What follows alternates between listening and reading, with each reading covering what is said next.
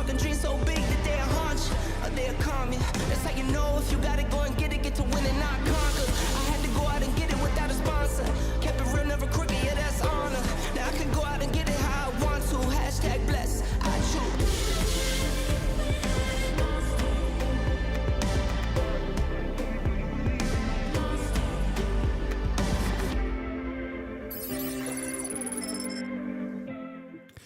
Good morning, Rumble, YouTube, and Twitter. Welcome back to the Ryan Matta Show. We're going to have a great episode and a great conversation for you guys today. I'm going to be bringing on the legendary Jeff Booth. I've left links to his website and his Twitter down below in the description. If you guys could please swing over there and follow him. And then back by popular demand is the legendary Eric V. Stacks. These two gentlemen are probably two of the most prolific thinkers in the Bitcoin space. So if you guys have never had time to listen to either of these gentlemen, please consider swinging down there and following both of them.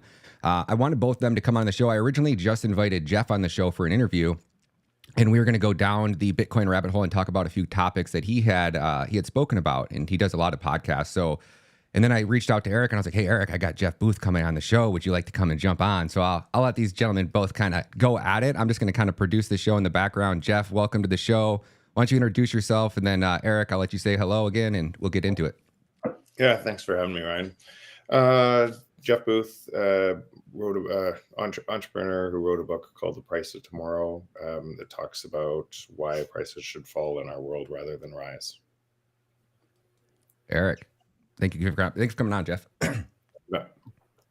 Yeah, thank you for having me. So I'm a 20-year career cannabis farmer who has experienced a free market in the deflationary forces that Jeff Booth has so articulately shared and expressed with us, in a world with an inflationary money system. And those two opposing forces are making everybody's lives so much more difficult. And so through that specific set of circumstances for me, that imposed pain really sent me down the economic rabbit hole and led me to Bitcoin. And I've spent the last 6 years borderline obsessed with this new protocol and what it means for our civilization. And it's a monumentally big deal. So yeah, I'm happy to be here. Thank you, Ryan. Thank you, Jeff. No, thank you, Eric. Man, you guys have abilities to, dig into topics and peel back that onion that I don't have. So I want to just sit back and produce this show and just let you two gentlemen have at it. So Eric, I'm going to pass the mic to you and let you and Jeff just riff away, man. Cool. Well, no pressure, right? No pressure. Since I have the opportunity, I will say, oh gosh. All right. So we live in a deflationary world. This is going to be I'm going to regurgitate here, Jeff, and you can correct me if you think my interpretation of your work is wrong. And then I'm going to ask a question that pertains to that. So we live in a deflationary world. We have an inflationary monetary system. The monetary units are being lent into existence as debt against assets. So this requires prices on everything to go up in the marketplace, specifically the assets backing the debt. And as we become more productive through human ingenuity and technological advancement, that's further putting downward price pressure on things. We're pulling prices down. We're becoming more efficient. That deflationary forces is exponentially getting stronger, requiring exponentially more debasement to keep the monetary system that we have propped up. Would you say that that's an accurate synopsis? Perfect. Yeah. Perfect. Yeah. Perfect. Yeah. You could just say, I try to simplify it for people that say the free market is the natural state of the free market is deflation, because we only use things that give us more value. And if you so if that's true, and entrepreneurs try to solve problems to give you more value, the output of what we just described has to be deflation. Now, as we invent things, all technology is other things we invent to give us more value. So as we invent technology to create more value, then and the technology is moving exponentially, then we should have exponentially more value every year. And that means the entire population on Earth today would probably see deflation of, say, 5% per year. In other words, every single human being on this planet is getting richer at 5% per year. And then the following year, it might be 7%. And then next year, it might be 10%. And they're getting richer and richer and richer as they're working less. That's the world we should live in. And so through our current economic paradigm, you would measure that as being a negative 5% GDP. Yeah, so GDP is such a false measure of growth. For sure. But so and why? Because if you just said productivity is deflationary, right? The rise in productivity. So if you have exponential productivity, and where do you think artificial intelligence and robotics merging is going to take us? Exponential productivity on literally everything. That productivity can't be measured in GDP. Or a really simple thing I use all the time. Where is your calculator app on your phone in GDP? Where's the oxygen you're breathing in GDP? And the whole point is we create abundance through technology, and it falls out of GDP. And why GDP is such a terrible measure is, where are the taxes from that abundance that you can pay for debt from? So when you say that we live in and I forget the numbers, but I think it's like 500 trillion. You say there's $500 trillion in insolvent debt in the world. When you say that, because you do such a phenomenal job at saying things that would take me 5 minutes to attempt to explain, and you do so in like 3 sentences. Literally over the last few years of listening to you, like I just have these 2 or 3 sentence snidbits in which you have like been so. It's been so awesome that you have shared with humanity, but like you can I spent months like unpacking these like 2 or 3 sentence things. So, oh gosh, I lost my Then you do such there. a good, by the way, then you do such a good job of ranting about it, and I just love listening. Thank you. It's about 400 trillion of debt. Yes. But so when you say that, that means that there's not enough monetary units within the system to pay the debt back plus the interest on top of the debt. So a little different. The cause of the rise of the debt is the deflationary piece, because the rise of the debt, you have to grow your monetary base. Inflation is required from a debt-based system. So when people believe in inflation, they're actually conflating a debt-based system. All economists forget to tell you, from a debt-based system, inflation is required. And why? Because if prices fell, then the debt gets more expensive in real terms. So once you get to that point where the debt's not productive at all, then you have to manipulate your money more and more. And so remember, in my book, I wrote that we had $250 trillion of global debt, with 185 trillion coming in the last 20 years. And that's what you would expect if you saw technology exponentially and was trying to improve your life, making everything in your life cheaper, and a system that couldn't allow that to happen, or it would collapse. So you'd expect on one side of the ledger, wait, we have all this technology, is feeling really good, more and more productivity, and on the other side of the ledger, a system that would have to steal that productivity faster. And that's what you saw. You saw in 20 years, in a relatively short period of time, an additional $185 trillion of global debt to raise global GDP by 46 trillion. So almost $4 of debt for every $1 of GDP growth, which you would expect. 4 years later from writing my book, though, now you're $400 trillion of global debt. Gosh, that's incredible. So which you would expect, because technology is moving faster, and the existing system that everybody is pricing in, their world in, is having to offset that faster.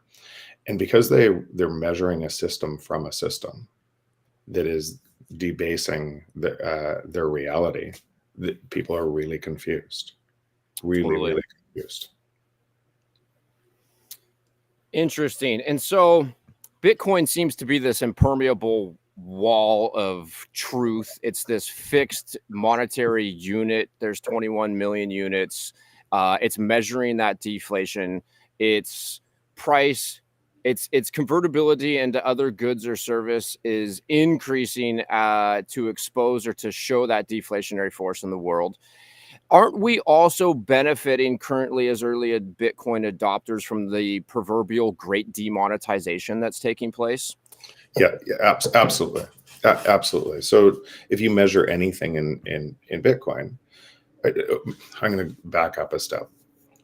If your money loses value, it would be natural to find things that held that value better. So housing, as an example, used to be a utility. We used to live in it with our families we cared about. And as housing was a part of the system that required more debt, housing grabbed a monetary premium. Because if you saved your money in the bank, you got killed because inflation equals wage deflation. So if you're working for wages, you're getting destroyed. And so people hold assets, and then the house carries a monetary premium. And because if you don't, you get destroyed. And so Bitcoin, measured in Bitcoin, you can see houses falling back down to the marginal cost of production or utility value. So my house, well, if I measure it in fiat currency, went up from $1.4 million to $2.1 million over the last 4 years. But if I measure it in Bitcoin, it fell from 300 Bitcoin to 22 Bitcoin over the same 4 years. And so you can see if you're measuring in a currency that can't be debased, it doesn't matter what. Here's a way better way, I think, that recently I've kind of tried to break people's frames. Every currency you have is just a piece of paper. And go and look at your piece of paper that you measure the world by, say the US dollar, and say what it's trading at today. And then go and look at Turkish lira according to Bitcoin and see what that piece of paper is measuring. And then go look at the Argentina peso, and you'll see in one currency it's kind of 67,000 in another currency, or another piece of paper it's 2 million, and another piece of paper it's 55 million pieces of paper. And then ask yourself, because you probably say, I can't believe those people in Turkey or Argentina can't see what's happening in their world because they're measuring from those useless pieces of paper. And then you then you realize you're doing the same thing.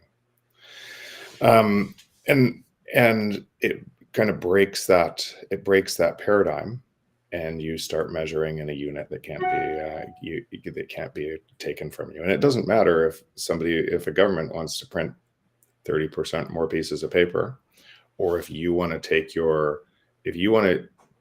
measure Bitcoin price by taking that construct and think Bitcoin's going up and measuring that piece of paper, you're welcome to.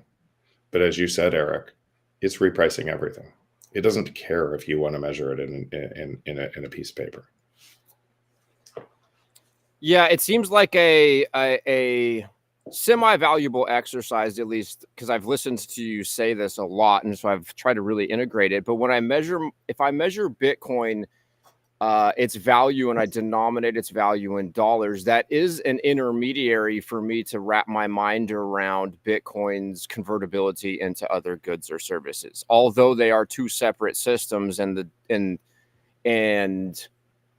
that metric has value for you to be able to price Bitcoin as far as its goods or services. X number of dollars, $67,000 will buy you a used Ford diesel pickup truck. That's 1 Bitcoin. So you need that intermediary in the current time that we're in. Would you say is that accurate, or am I missing something? No, I think so. It's just the more time you're already there. I'm just really talking about for a lot of the audience, the natural thing is because we measure a system from a system. They think they're constantly in their unit bias, measuring everything and spending less time, and then they're converting Bitcoin to the unit bias.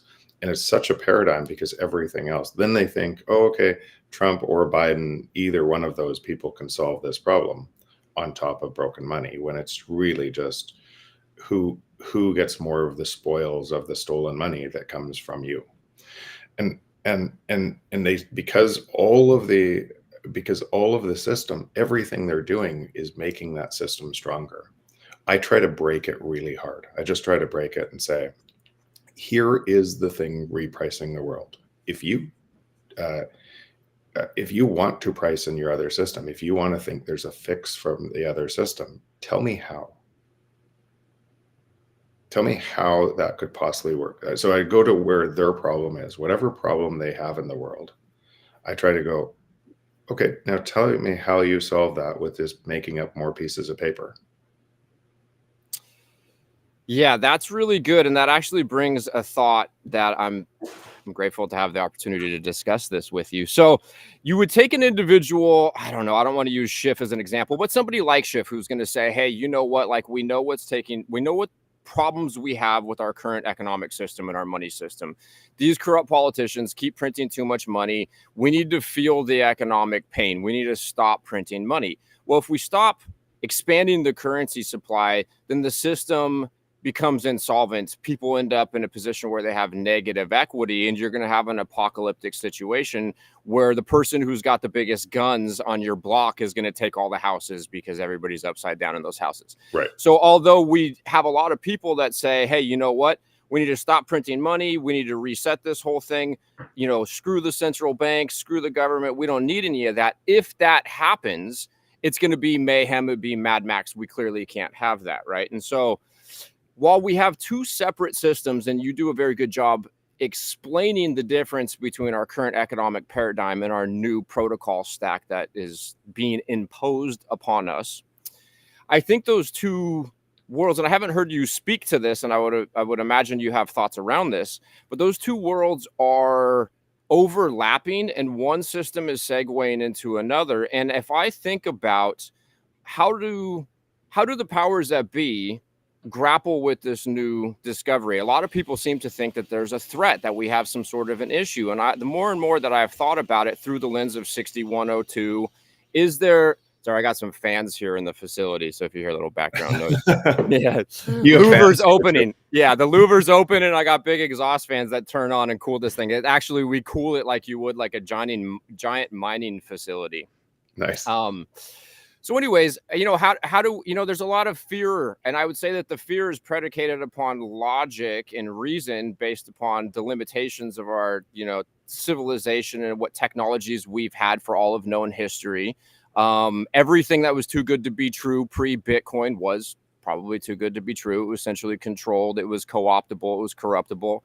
Bitcoin being the discovery of incorruptibility, being this impermeable wall of truth that's being imposed upon us, being a monetary instrument with pure monetary value, no utility value. Now that we have these ETFs, now that we have the FASB accounting rules taking place, it seems that like the Trojan horse of freedom and truth is within the castle. And what's taking place, though, is that some revolutionary freedom fighters aren't going to jump out, and there's not going to be some bloodshed. It's going to be a celebration of abundance and party. And it seems that Bitcoin is bringing solvency back into an insolvent system. And what I'm starting to think is, and I want to hear your thoughts on this, right? And so a 6102 doesn't seem very probable, in the sense that we have a debt-based fiat monetary system where more monetary units have to be injected into the marketplace to keep the assets backing the debt going up in value just enough, but not too fast. And with this fractional reserve banking system, we have a problem of inflation going up too fast. So it seems that as corporations start to put Bitcoin on their balance sheet, and the incentive is to do so come the end of the year, it seems that banks are going to start to offer up things such as Bailouts, where Bitcoin is now an escape valve for the inflationary forces. And it's another reason, it's another monetary instrument that they can use to lend fiat into existence. Because if housing goes up 5x over the next 2 years, people are going to be homeless. That's an enormous issue, right? But if Bitcoin goes up, as some just arbitrary extreme example, 100x over the next 5 years, that doesn't cause an issue for anybody. But at first thought, you would think that's an issue for the financial institutions. That's an issue for the government, but only if they don't hold Bitcoin on the balance sheet.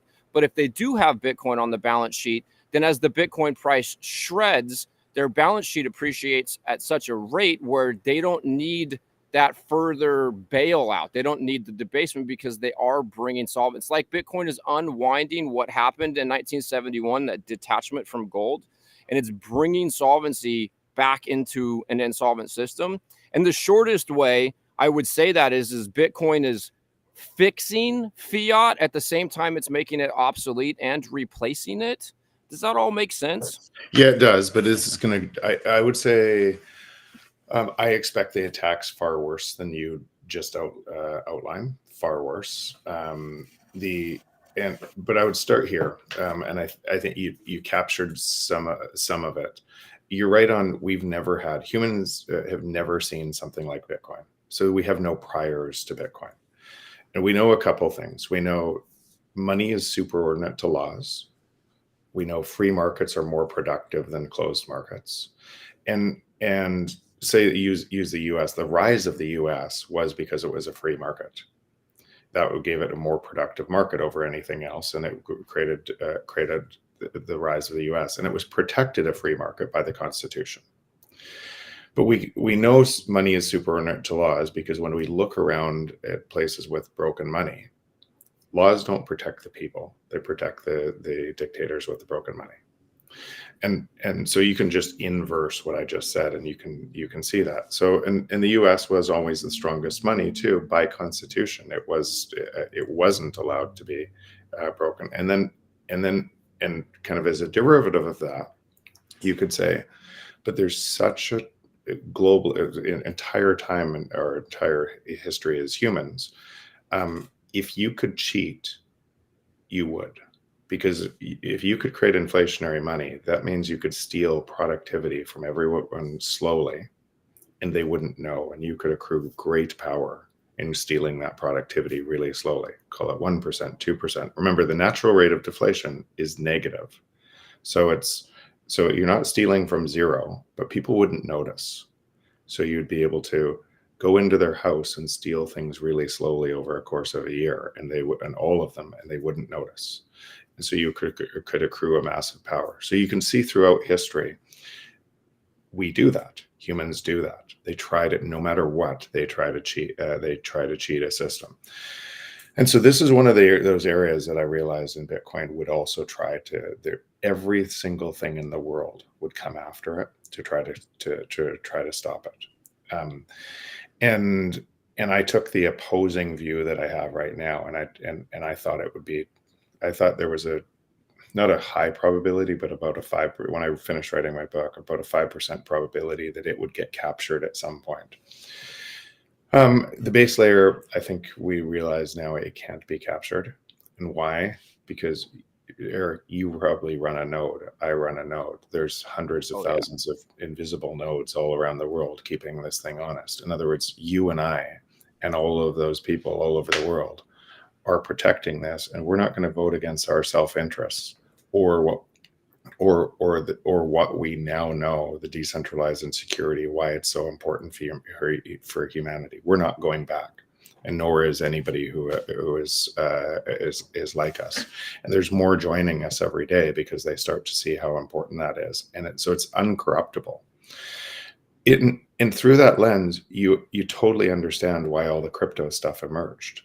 Because you couldn't change Bitcoin. So you had to create something else that you could try to control. You could also understand all of the government FUD attacks on Bitcoin because you had to try to stop that from happening, but it was too late. The next wave of attacks, though, come through layer 2. Because if you could control money through layer 2, if you can't control layer 1, but you could aggregate enough power in your banking system where people don't hold their own Bitcoin, but they hold it in an ETF, and you could do, and then you could create tether to Bitcoin, or you could trade a US dollar to Bitcoin. Then you could suppress Bitcoin price through derivatives, like gold was suppressed. And so all of that attack vector is just starting.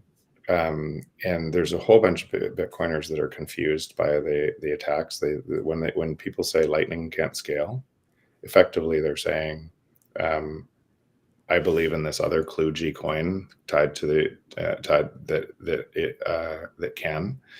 And And so there's a whole bunch of misinformation right now inside the system as the attack moves to, and which makes perfect sense. If you couldn't hold down, if you couldn't suppress price, if you couldn't control the network, and you were going to lose stealing a little bit of productivity from 8 billion people in the world through your financial system, if you're going to lose that, you would do everything you could to stop that loss first on layer one. When you realize you couldn't stop on layer two, you'd move to layer one, you'd move to layer two to try to stop it there.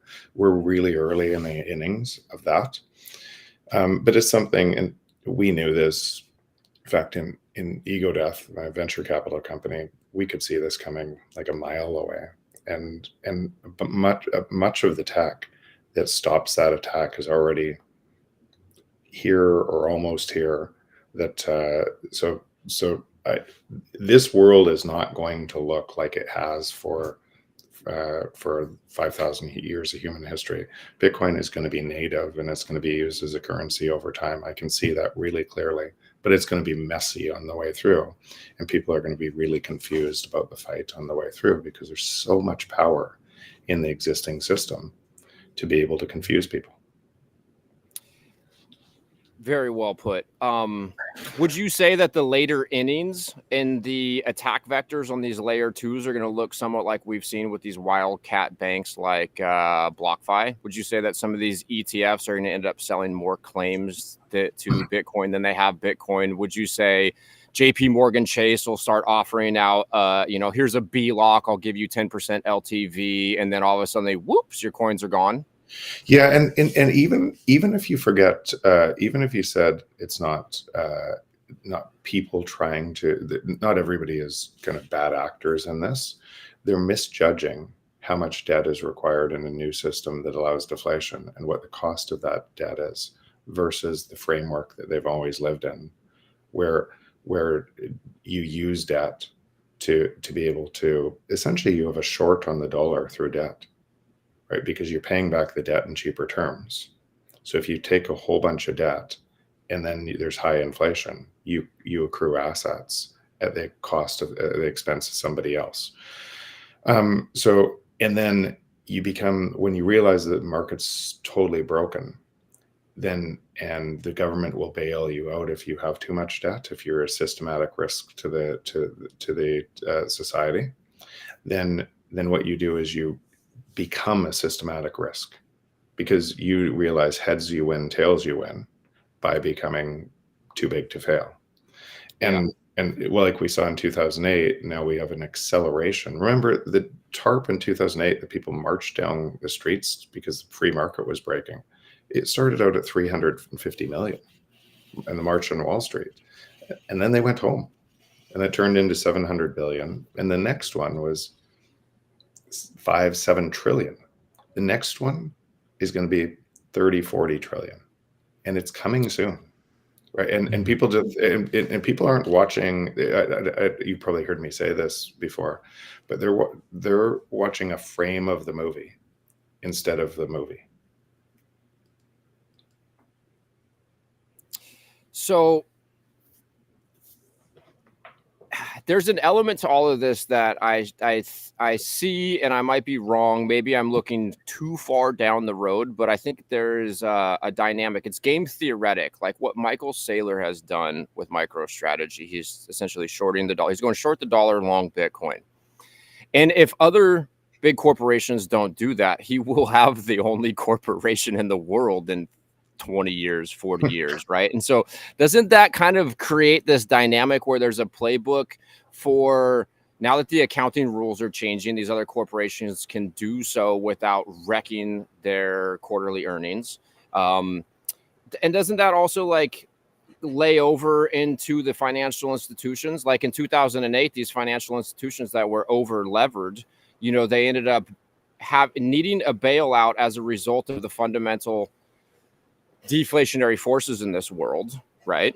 Yeah. If they have Bitcoin on the balance sheet over time, they need less of a bailout. Is that? But so few do, and so few. Right. So we're so early in this stage that the same thing would apply if everything failed it tomorrow. So we can guarantee, it tied to this in my YPO group. We got in a debate the other day because they all say they're for free markets. And I said, "Not sure you are. So the free market's deflationary. And what happens if all of your assets are 1/20th of their value tomorrow and the debt's offside and you owe that? Are you going to vote for more printing of money?" And of course they would. And they sat there kind of dumbfounded, that almost arguing that they wouldn't. And then they came around to, of course we would. And so people believe in free markets until it hurts them. They believe in somewhat free markets. Right. I believe in free market that it advantages me at the cost of somebody else. So when you see that, and you understand what Bitcoin is going to do, and you understand that very, very few of those companies hold Bitcoin on their balance sheet today, you're going to get a whole bunch more printing for a long time, and through that lens, you're going to have a whole bunch of misallocated capital through the entire market, and most people measuring from that unit bias are going to be really confused. You're right. Ultimately, you're right, because any Bitcoin, any person on this planet, not just corporation, any person on this planet can decide, I'm not going to pay the 400 trillion back. It's insolvent. I am not going to live in a jail imposed on me from my government, extracting more wealth from me. I'm going to move my time and energy to Bitcoin. And every single person, because it's a permissionless, open, decentralized protocol, every single person on this planet has a decision to make. When are they going to do that, and how much time? But we're really early in how many are. But you don't have to wait for a company to do it. You don't have to wait for your government to do it. You can do it anywhere in the world right now. Yeah, I love that. What kind of stampede do you foresee, if any, with these publicly traded corporations coming in at the end of the year? I don't see a stampede. You don't? I see. I see it getting faster. I'm speaking to a bank board 2 weeks from now, and I've done this numerous times. But how early people are in this. At least they're starting to have the conversations. At least they're bringing me in and having conversations about this. And so we'll see. But typically, what ends up happening, you probably know this. We measure companies like they're this static entity, and the company is like this, but it doesn't look anything like that. There's individuals with companies in every company, and in every company, there's a whole bunch of Bitcoiners. And they've already made the decision. And pretty soon those Bitcoiners are going to either move to other companies, or the company's going to change and accept Bitcoin. But Bitcoiners themselves, they've already made the decision. And that'll spread. And so we'll see, but I don't expect a stampede. And I hope I'm wrong, but I don't expect a stampede. I think most, like, the frame of reference I keep using, and because it's so personal and it's such an understanding, it takes so long, is ask the people listening to this podcast how much of their time is in Bitcoin and how much they thinking about this. What you'll realize is 99% of the people are spending very little time on Bitcoin. And so it tells you how early we are. Even though they could say everything Eric and Jeff just talked about is true, they will still spend most of their energy in the existing system with their essentially heads in the sand. So if they're like that, they could probably expect everyone else to be the same. Yeah, but so isn't there a certain element of, if you have a financial portfolio with 0 Bitcoin, you have more portfolio risk than if you have some Bitcoin. So if you look at the balance sheet of a company like Google or Facebook or Amazon or whatever, wouldn't it be safe to speculate that the board is having the conversations now that, hey, come the end of the year, we want a 3% allocation to Bitcoin on our balance sheet, or some sort of allocation. I mean, what MicroStrategy is doing is no secret. What Larry Fink is now saying on public television is no secret. So wouldn't it be logical to think that there's going to be some sort of an allocation for these? Because it is that game theory. If they don't do it, they are taking some sort of a risk that their competitors who do it end up having a competitive advantage over them in the long run. Yeah, it's no question. It's the free market, and people are going to get killed in this by not realizing they're taking a massive risk because they don't understand this. But I'm on the board of Core Scientific. Just came out of bankruptcy, and mandated they weren't allowed to hold their Bitcoin until they got to 779 and cleared the debt. So from court order, they couldn't they couldn't hold Bitcoin, even though they're one of the top Bitcoin miners around, which is crazy. But it is crazy. So that holds their stock down, and is because of that very nature, they can't hold the best asset class. Now that'll change as they clear that threshold, or I suspect that will change if I'm one of the board members as they clear that threshold. But it just shows how wired this is into big finance's brains, and how the debt-based system works. It's part of everything, and most people can't see it. Yeah, it's going to be super interesting to see what takes place come to the end of the year, because the incentive for people who are in the know is to take some of those quarterly earnings, that proverbial surplus, and to put it into Bitcoin, as opposed to buy your own shares, buy shares in another company, pay out a dividend, take on more debt. And so that sheer inversion in the incentive structure, now that we have a real money, in turn is that Trojan horse of solvency. It's bringing liquidity and value back into a system that has negative equity and is fundamentally, flawed and upside down. Here's a couple pieces on that. So if you said their entire global balance sheet is 900 trillion, backed by but with $400 trillion of debt. Now that means all the assets in the 900 trillion are overvalued if the debt is insolvent, and massively overvalued if the debt is insolvent. So we wouldn't have a 900 trillion balance sheet if that debt failed.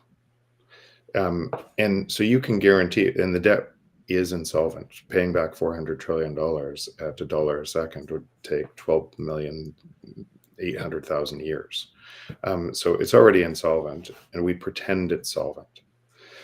So what can you deduce from that? And you could just divide, if you had, how much do you personally own, or how much does your business own of that balance sheet? And then what is your personal balance sheet look like in the overall ledger of the world? And I would suggest you have at least what you have there in Bitcoin, and divide your balance sheet in 21 million and say, I have at very least, I have the exact same. Or if you want more than your balance sheet looks like today, have more than that in Bitcoin. But if you did that division between 21 million and said 900 trillion, you get something like $42 million per coin.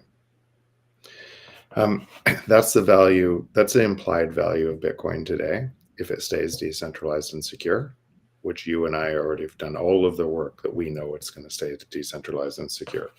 So it's the implied value is 40, call it 42 million. By the time we get through this system, we won't have a $900 trillion balance sheet. It'll be 2 quadrillion, then 4 quadrillion, and it didn't create any more value for you. It just diluted your currency. And and that dilution, if prices are going up, that means if it's 2 quadrillion, or call it 1.8 quadrillion, the Bitcoin is now 84 million, but the value of the Bitcoin hasn't gone up. Yep. Right. The other side of the ledger that we talk about all the time is the 42 million per Bitcoin implied value. You could never spend it all, because if you held it on for some time, prices relative to it are in a free market are falling forever. So it would get more and more and more valuable. That 42 million would be way more valuable than it is today in the future, just because in the free market prices keep falling. So it would become almost infinitely valuable as we transition to this new system. And so trying to make that economic calculation is really difficult when you're kind of putting all of these things together and you can't see how much the existing balance sheet is moving up. And then Powell comes out with tomorrow we're going to do this or this interest rate. And you listen to all the news of that existing system and it's just nonsense. It's complete nonsense. Yes. Gosh, it's so fascinating. What do you think I kind of curious what your thought processes are around how the two systems overlap within each other. You do mention that you think that there's going to be a lot more attacks on Bitcoin and that's obvious to think that that's coming. But there is an overlay that's taking place where Bitcoin is within the existing system. We don't go from one. We don't just turn off fiat and turn on Bitcoin. Bitcoin, this network is growing. Energy is moving into the network. And it is interfacing with our current financial paradigm or system, if you will. And so what does that transition look like to you? How would you, in your eloquent, simple way, describe that? I use an analog. There is no historical framework or analog to be able to use this. That's why it's so hard to see. You don't have, and Eric, you've spent a lot of time. I've spent a lot of time thinking about the future on this, and most of the constructs that we attach to Bitcoin are destroyed by Bitcoin itself, but there's no mental construct. And so you have to spend a lot of time. You have, like Saylor says, you have to spend thousands of hours to start to understand what is different here. Why? Because all your brain is a biological computer. And as you practice things more and you see more patterns, they reinforce on themselves and you see those patterns everywhere.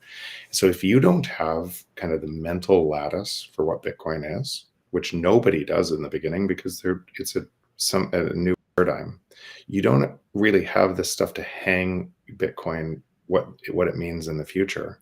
So what you do is you try to hang the past things and integrate Bitcoin into your thinking on how this works. It's completely different. And you have to constantly move to the future and say, what does this new thing impose on all my beliefs? And you have to keep going, but it's hard because you want to go back to what you read 20 years ago, what your parents brought you up in, what you think the economy looked like in 1850 because you read it in some other book, because that's your pattern your brain is hooking onto. I'm not saying you. I know you're like me now. Our mental lattice is Bitcoin. And why it's so easy to see this and why it's so hard for other people to see it is because they haven't done the work. If you think about how many times, what you said in the beginning of this, how many times you're listening to this, talking about it, it's kind of, you have a completely different frame of reality on what's happening because you've done the work to be able to get there. So I understand why people wouldn't and what that looks like. So now try to take that frame into what does the transition look like. It looks different for each and every one of us. An analog I use, and again, it's not a very good one because it's not nearly as big as this, is I was early in the internet. And as a result of being early in the internet, I was an early investor in Amazon. I was, and I built a company that was similar to Amazon, but in building supplies, a heavyweight Amazon. That for a long time we had kind of different parts of that journey. I took the round trip, but at one time it was worth $500 million.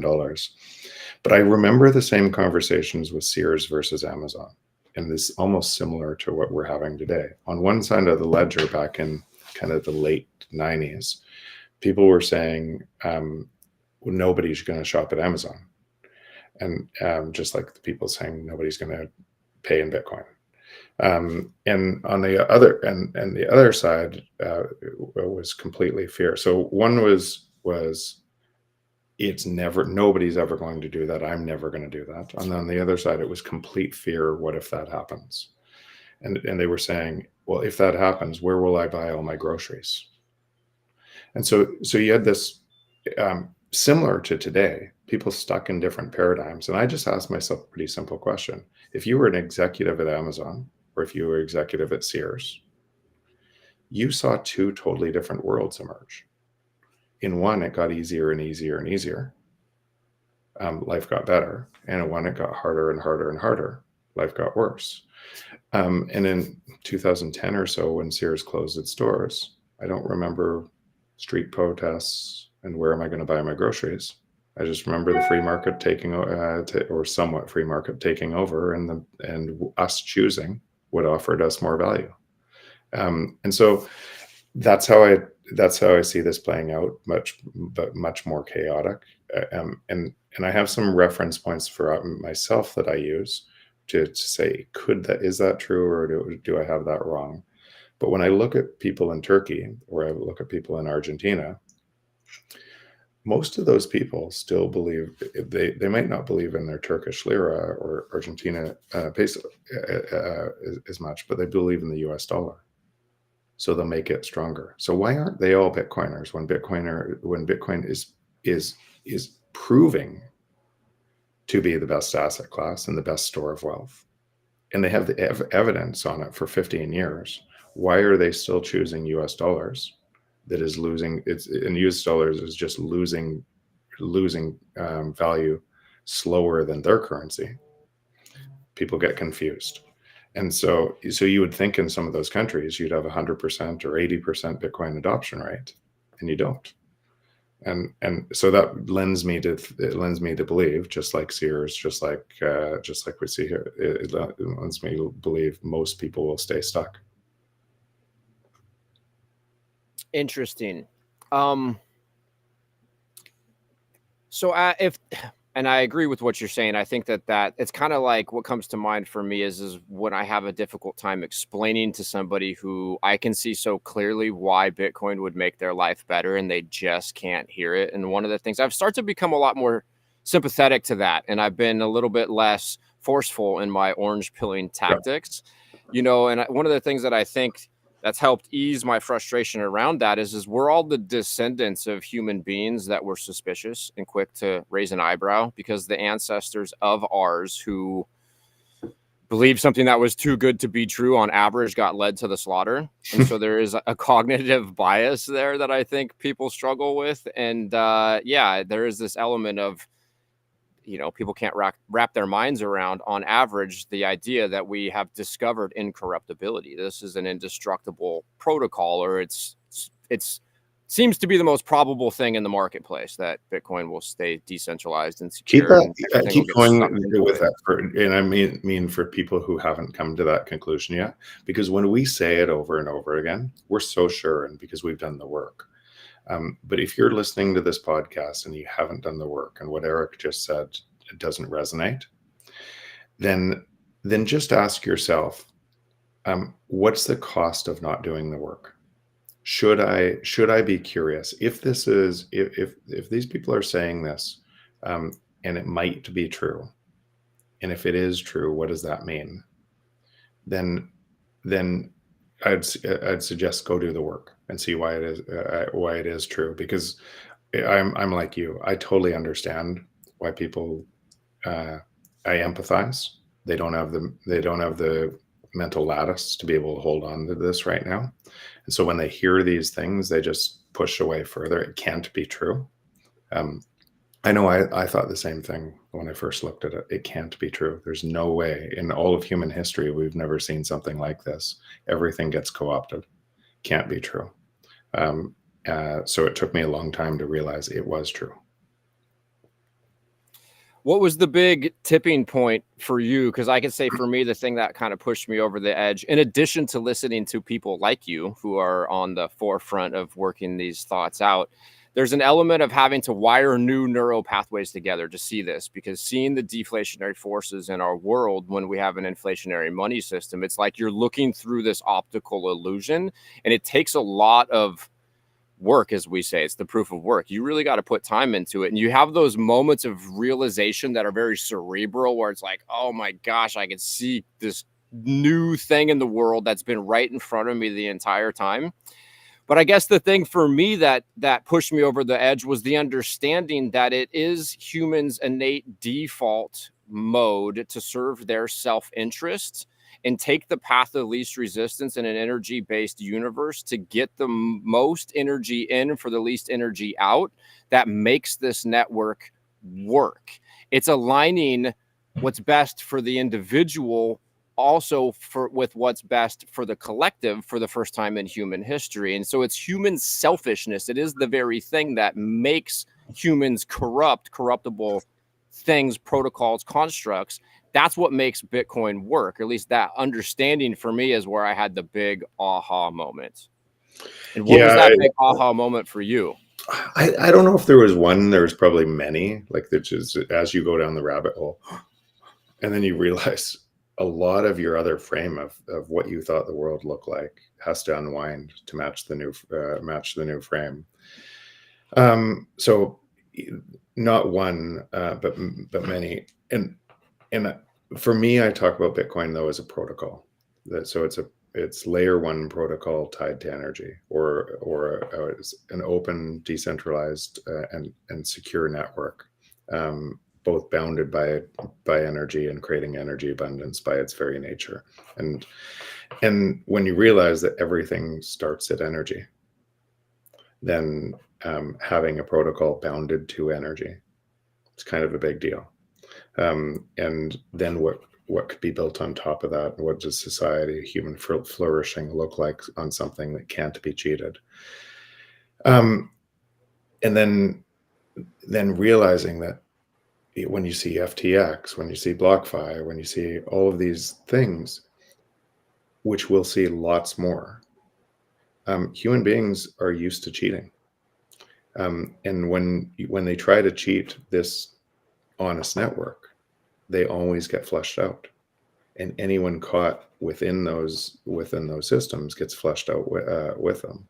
But you don't have to. You're like, so the human nature change, the emergent behavior that ends up happening, who wins in an honest network might look very different than who won in a dishonest network. Yes. Gosh, hey, Eric, can I jump in here and throw Please it at him? Please do. Yes. Hey, Jeff, I'm curious, what are your thoughts on people like Edward Snowden, like saying, like yesterday he put out a tweet saying that this is my final warning about adding privacy to Bitcoin on the base layer. What are your thoughts on how important it is? So I'm really glad you asked that question. So I think he's wrong. I think so the whole point about Bitcoin, that it doesn't change very quickly, and consensus rules allow the change, is you can't, because of this fear of the existing system, and all, people become irrational and they want quick things. Some of those things will create, let's just carry this forward, because of people's fear and people's inability to see the future play out.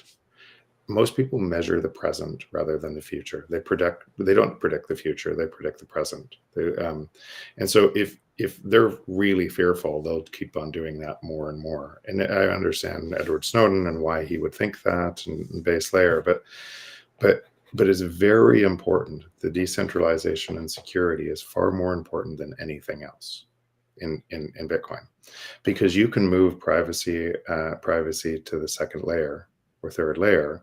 Like if you watch what's happening in Fedi and and Fediment, and we funded that 2.5 years ago with watching what would need to happen. If you watch how fast and how that'll give a scaling layer to kind of make Bitcoin unstoppable. But more, so I'll finish that thought first. You can see the most important thing on Bitcoin base layer is decentralized and security. So I am not going to vote for something with my node that introduces a risk for privacy on the base layer, because it's not needed. Now if you don't see, now, if you're a Snowden and you haven't spent as much time as I have in the second, third layers and what's happening and how this problem is solved in a different area, or how there's potentially some things that could come slowly that give more privacy into Bitcoin, but those will come slow, then you wouldn't say that. So I just thought it was a hot take, based on where the world is today, that has everybody, and that hot take is largely because of what I just said before. The fight is coming for the second layer, and the fight is coming from all sorts of, but we could see that a long time ago. It had to. And this protocol is emerging in a way that the free market is deciding what works. So as that fight happens, remember, we won't live in cages. So as that fight and it tries to centralize all control, then it actually provides more of a free market incentive for people to move the other way. So I didn't think it was a good take, but because of who he is, a lot of people would get confused and be really fearful of that, and then ask for changes on that base layer. But that's the beauty of Bitcoin. It doesn't care who you are asking for changes on the Bitcoin. That's what keeps it decentralized and secure. And you had spoke a little bit too in one of your interviews about, Bitcoin has to stay decentralized, and it's going to revolve around what's being built on the layer 2. And you had said you had a business that's heavily investing in companies to make sure that nobody co-opts a monopoly on top of Bitcoin or prevents it from becoming Bitcoin, kind of like how they co-opted gold and suppressed the price of gold. And I don't know, are you able to talk and tell us a little bit about what things that need to be built on top of Bitcoin to make sure that it doesn't get suppressed like gold? Well, Lightning is one of them. Lightning, Liquid, those are layer 2s that are scaling like the internet itself, and I use every day. So originally, and keep in mind, I don't have a business that's making sure. I have a venture capital company that's investing in businesses, and those businesses, I would say, those businesses are completely aligned to the beliefs that Eric and I are sharing on where the world's going, right? To an abundant future for all of humanity. That's what we invest in. And we also believe that 99% of the people in the world are actually inherently good people. And by blocking them from a network to try to protect against the 1% that are bad people, you actually empower the 1%. So that's what we see today in the world. And so people believe that they're actually protecting, out of fear, they're emboldening essentially criminals onto a network that requires theft at the base operating layer. So we believe by giving tools of empowerment, you see a free market emerge faster, and you see the best in humanity emerge faster. But Lightning would be an example of a technology, or the layer 2, that's embedded into this, that doesn't require another token, that doesn't require anything else. It just works. Now, first integrations of Lightning, because many Bitcoiners who were building on the Lightning integrations tried to build Lightning with liquidity in every single channel, so that you could have almost, in that version, it would look like having a one-way backlane road, and you would and it would look like that, and it would make sense that entrepreneurs would first build like that, because Bitcoin was decentralized and secure. They wanted every Lightning node to be like that. But then the liquidity you just couldn't scale it. So there's other non-custodial solutions like Breeze that are building superhighways of connectivity on Lightning that allow that to scale a lot further. And then I would look at those superhighways connecting to cities, and that was what Fedi is going to look like, or Fediment is going to look like. And then you can scale literally right today, whether it's known or not. We have the scaling solutions to take this to 8 billion people. So when you say cities, you mean like a large single liquidity pool that a bunch of roads are going to have access to? Yeah, on Fediment it works differently. It works like Chamonix Cash on top of this, and so it's actually not using Bitcoin, but it's using Chamonix Cash, completely privacy preserving, but it's tied to Bitcoin at 1-to-1 Bitcoin, and so it's super efficient transactions, private. You could have any arbitrary city size. You could have a 5-person city, or a 2 million person city, and all the transactions within that city, if you use that analog, are completely private, and nobody knows about them. They also don't cost fees to the base layer, because they're abstracted to another layer, tied to the first layer.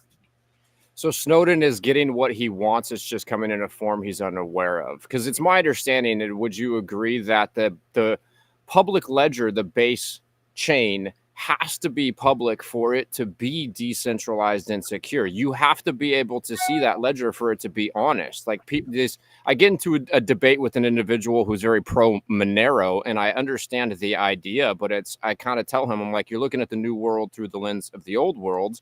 And in order to have a public, decentralized, inviolable ledger, you need to see that ledger. Otherwise, you can't trust that it's honest. Amen. That's the point. You said it perfectly. He's going to get the things he wants, just because the free market will create that. It's just they're going to come in a different form. And if you didn't think you were going to get that, or if you didn't realize how close that was to coming, then you would also argue that there needs to be a protocol change. And so the intention is in the right spot, but that's exactly it's exactly why this is so important, to be able to slowly move, and consensus rules so it stops kind of hot takes and right intention, but wrong fit for what this is. Jeff, I know we're going on that 1 hour mark, so feel free. I don't want it to go over your... And Eric, I'd like to stick around and kind of unpack this a little bit if you got some time after, but I want to be respectful of Jeff's time. I do. Yeah, I could probably stay another 10 minutes. Sweet. Go ahead, Eric. So I have a question. So I listened to your debate with Gammon, and being somebody who's been deep in the rabbit hole for a long time, it was painful, borderline excruciating for me to listen to that, because essentially I could sum it up in Gammon being like, look, we're going to corrupt it, and you're just like, how? Yeah, through a layer 2. Sure, you can't corrupt Bitcoin, you can only corrupt yourself. And so would you say that the attack vectors, because I mean, I spent a lot of time, more honestly than I would like to admit, a lot of my time, the fear that I experience in this life has been gone towards me trying to, think about what attack vectors do we have coming in the future? What does it look like for us? Are we in for a 6102? I don't think that's probable, but I could say that it seems very probable that there's going to be traditional financial institutions that do corrupt a layer 2 in an attempt to get a competitive advantage, but over time they'll get flushed out. Would you say that that's like the next innings in this battle against this protocol? Yeah, I do, and then I try to tie it to that. So you're doing this from a realist, understanding human incentives, and then you're spending all of your time in Bitcoin. And by the way, George today is far more of a Bitcoiner than he was a year ago. So he's coming down the rabbit hole. You can see what's happening. And now he realizes, okay, this is important to hold. In time, what he'll do is he'll join the network, and he'll be advocating and realizing that where he puts his time builds the future he wants. So one of the things I find interesting when people are complaining about this, they're so scared of the 6102 attack or all of these things, and they don't really know how they can protect it themselves. They spend time yelling at Bitcoin. They're so scared about Bitcoin that they don't move. And what are they saying? Right? What they're saying is, I prefer to be completely controlled by a government because I'm scared. And as that government's yelling at me with a megaphone to get out, to do something, I'm more in fear that they're going to stop me. And what they're giving up is their power to do something about it. So when I hear that, I guess I'm fascinated because they're so stuck in their reality. They're so scared of taking a look and actually just saying, I control the future. I decide. Nobody decides for me. That they're staying stuck. And that's you've already made that decision. I've already made that decision. I'm not going back. I'm investing in this protocol. I'm contributing to it. I'm helping others build more decentralization security. And I can't believe how incredible life is by doing that, because you see other just beautiful people everywhere that are building. So if you want to stay on the other side yelling at it, stuck in jail, stuck in something that is going to get a lot worse, I just have empathy. Yeah. Energy flows where attention goes. So although it's logical to think that by reporting on all the atrocities, and in, I don't know, Gammon's case, he's got a business that's predicated upon talking about the lunacy within the traditional financial system. So I think that there's a cognitive bias. But one of the things I speak to a lot, and I owe a lot of thanks to you for saying this so simply, like, if you're yelling at the broken world, you're just simply strengthening it. And so by focusing on the world that you want to see, you are strengthening that. And so I think that that's an important thing, and maybe one of the most important simple nuggets that I've gotten out of your contribution to all of this is you really got to be careful with what you pay attention to, because you are strengthening it, even if you think you're combating it. That fight is in turn strengthening a broken system. Yeah, and I get it, by the way, and maybe I should say it here because I get asked that all the time on my website. Okay, how can I do this? What can I do? Because I can see that in me. And by the way, if you just looked at views on YouTube, or if you yell at a system more, you'll get more views, and you'll think you're winning. And it's just stealing your energy and everyone else's energy. It's just robbing you blind. And you're doing it because you're actually doing it probably of I matter, right? I like it's out of love and belonging because people care and I'm helping them and everything else. But you're not helping. If you're yelling at something, you're just making it stronger in all your actions. And so if you're doing it for money, I get more views on YouTube. Okay, well then, and I monetize those views, and I'm in that system, and you'll make all of that stronger. The question is it making you happier? Right? The question is it leading to abundance in your life? If that is for you, whatever you meant, then keep doing it. But how do you start moving some of your time? And it doesn't have to be a lot. You can start. I talk about how I was a hypocrite. I was talking about this all the time, and I was on boards and such in the existing fiat world, and once I saw that in myself, I thought, oh wow. And that's why I always created Ego Death Capital, so I could move my time into all of my time into the new system. And it's so hard to tell somebody what it meant to me, right? Because it was a personal journey to me. But what it meant was, as it was congruent with all of those people building the future, just my time expanded. It was so easy. Everything became easy. It was so if you're starting today at 99% in the existing system and 1% in Bitcoin, or talking about Bitcoin all the time, but most of your time is in the existing system, try going to 2% or 3%. And you don't have to start all at once. Hold a meetup.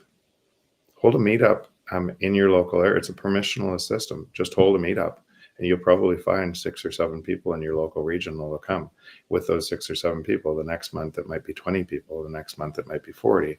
And as you start to develop those connections, you're going to start to expand your time there and do other things, and you're going to see different opportunities. So it doesn't have to be like one day I'm here, next day I'm doing everything. That might feel like too much, but there are so many things that you could do just to move some of your time into this. And I suspect that as people move their time into this, they're just going to find more valuable time.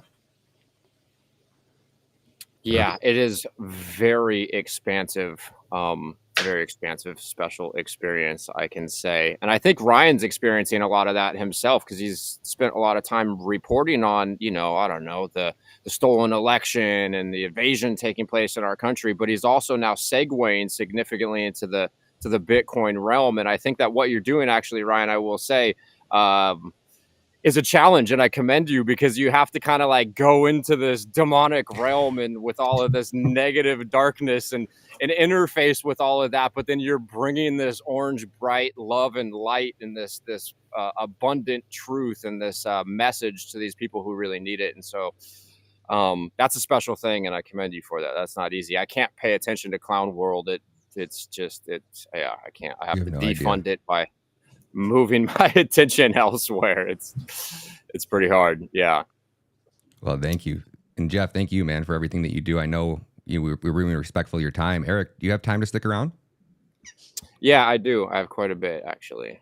Jeff, we want to send you off with a big thank you, man. And I hope everybody swings over and follows you. I got your links to your Twitter up here on the screen as well. And I also have links to everything that Jeff is doing down below in the description. So Jeff, tell everybody one last time where they can follow you, and we'll see you next time, man. Thank you. I'm not on Twitter as much anymore. I'm spending most of the time on Nostr. I would suggest that my pub key was in that link on my Twitter, but suggest people go and go to Nostr. Again, decentralized, secure, and communication channel that is early, but you'll get centralized systems are going to be bad for your health. So move over there. Well, thank you, Jeff. Thanks a lot. Yeah, thank you, Jeff. It was a real honor, and I'm going to suggest everybody read Jeff's book. It'll really help you understand forces we're contending with in this world. Thanks, buddy. So, thank you for your contribution. Yes. See you, bud. Thanks, Jeff. All right, Eric. So let's unpack that, man. It's a lot. I know you're super excited, man. I could see you over there finally getting the chance to talk to Jeff. I was like, all right, I'm just going to let this man go. Yeah, thank you. I chatted with him for, 30 seconds in Madeira, introduced him to my wife, thanked him for his contribution to the space. And yeah, the thing that I really like about him is he does have this profound ability to make very complex concepts so simple. I've been listening to him since he hit the scene, and there's just these little single, he did a keynote in Madeira, and he talks about, hey, free markets are deflationary. It's a natural state of a free market. And just that one sentence alone has such enormous, profound consequences, I think is the word he used. The consequences of that are just absolutely staggeringly mind-blowing, which once you really grapple with it, it doesn't seem like that big of a deal. However, we live in a paradigm and an economic system where we are kind of being tricked. There's an illusion taking place that makes us think we need inflation. Inflation is the natural state of a free market, but it's actually, it is the opposite. And so these little nuggets of information that he has left the community with, that he continues to talk about, they're very profound. He was on Peter McCormick's show. I think it was the third or fourth time. And of course I'm a psychopath, and all I do is listen to Bitcoin conversations. And so it was the third or fourth appearance, and I'm listening to this conversation, and Peter McCormick has this aha moment right in the middle of the show where he's just like, oh shit, I actually understand what you're saying now a little bit. I didn't get it. I've been talking with you. I've talked with you for 8 hours, and I didn't understand what you were saying.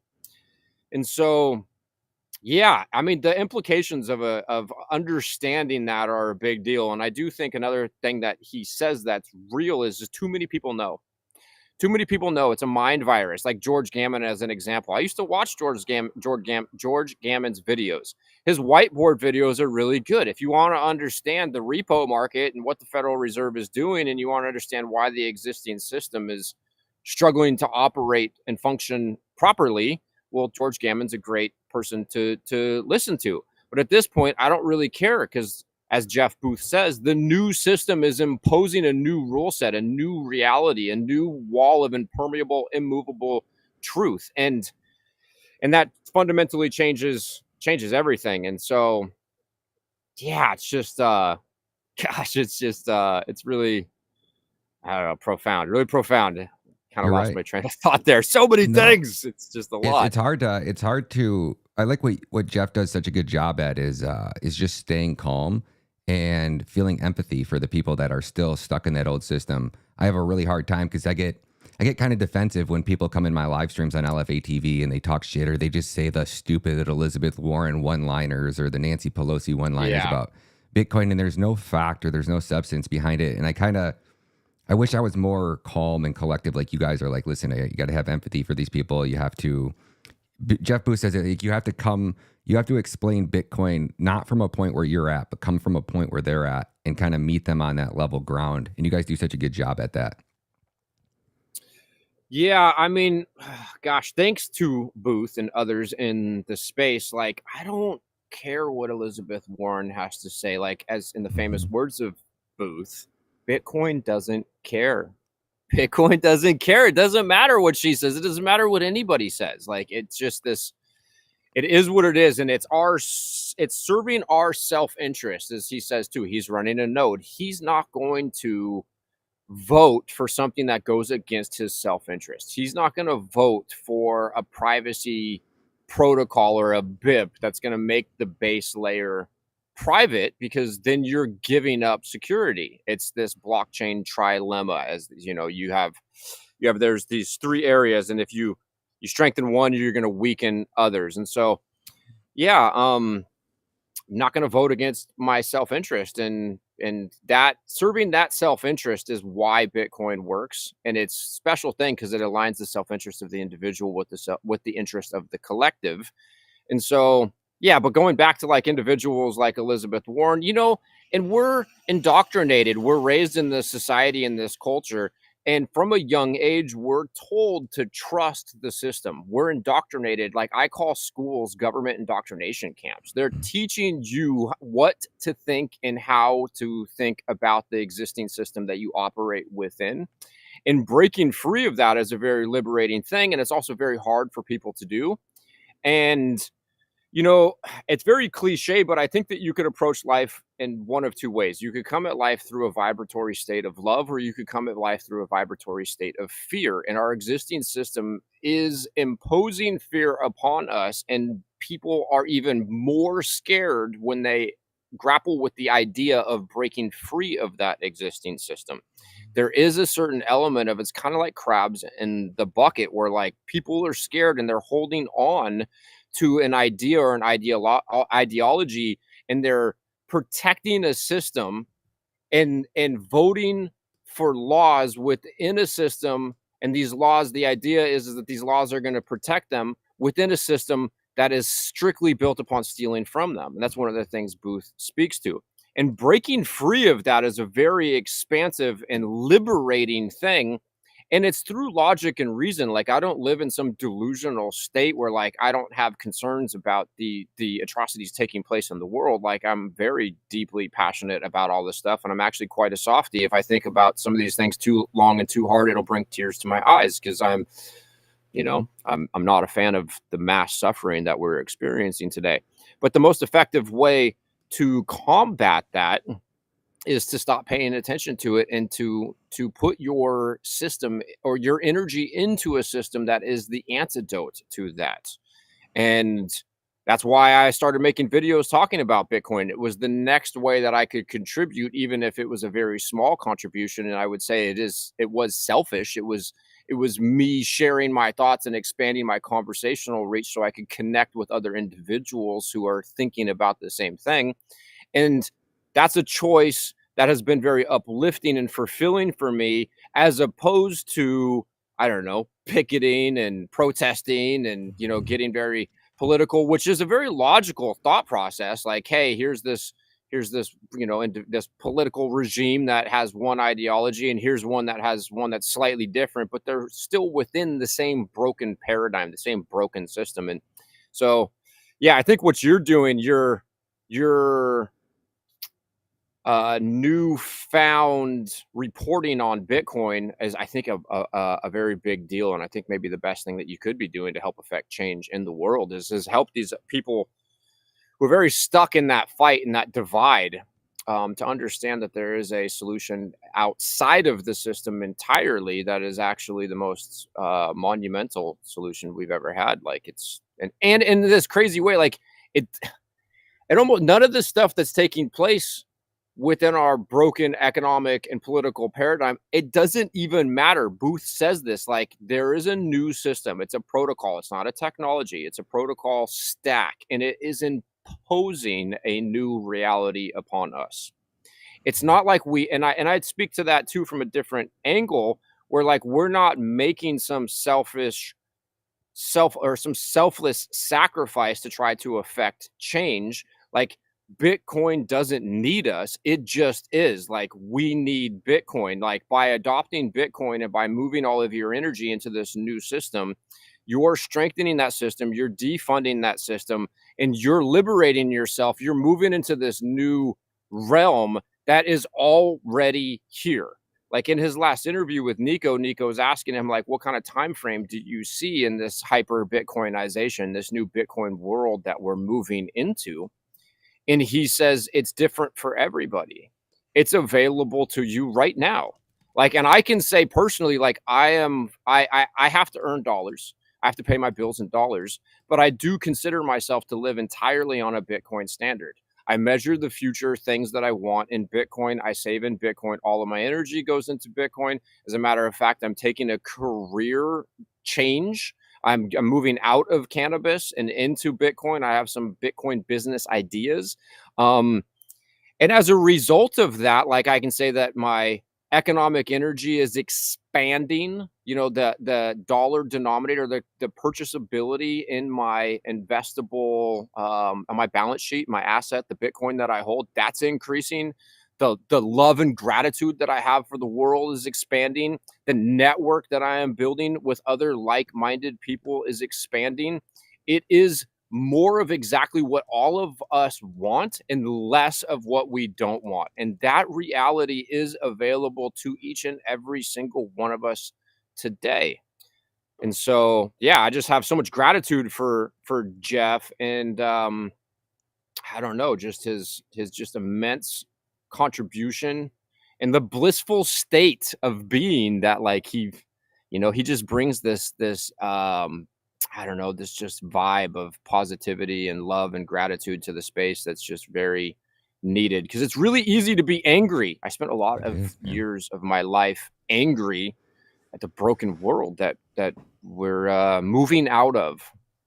You know, I like how you said that too, because I was just thinking to myself, like, I think that this documentary that I'm filming, What is Treason, is going to be my parting gift to the political world.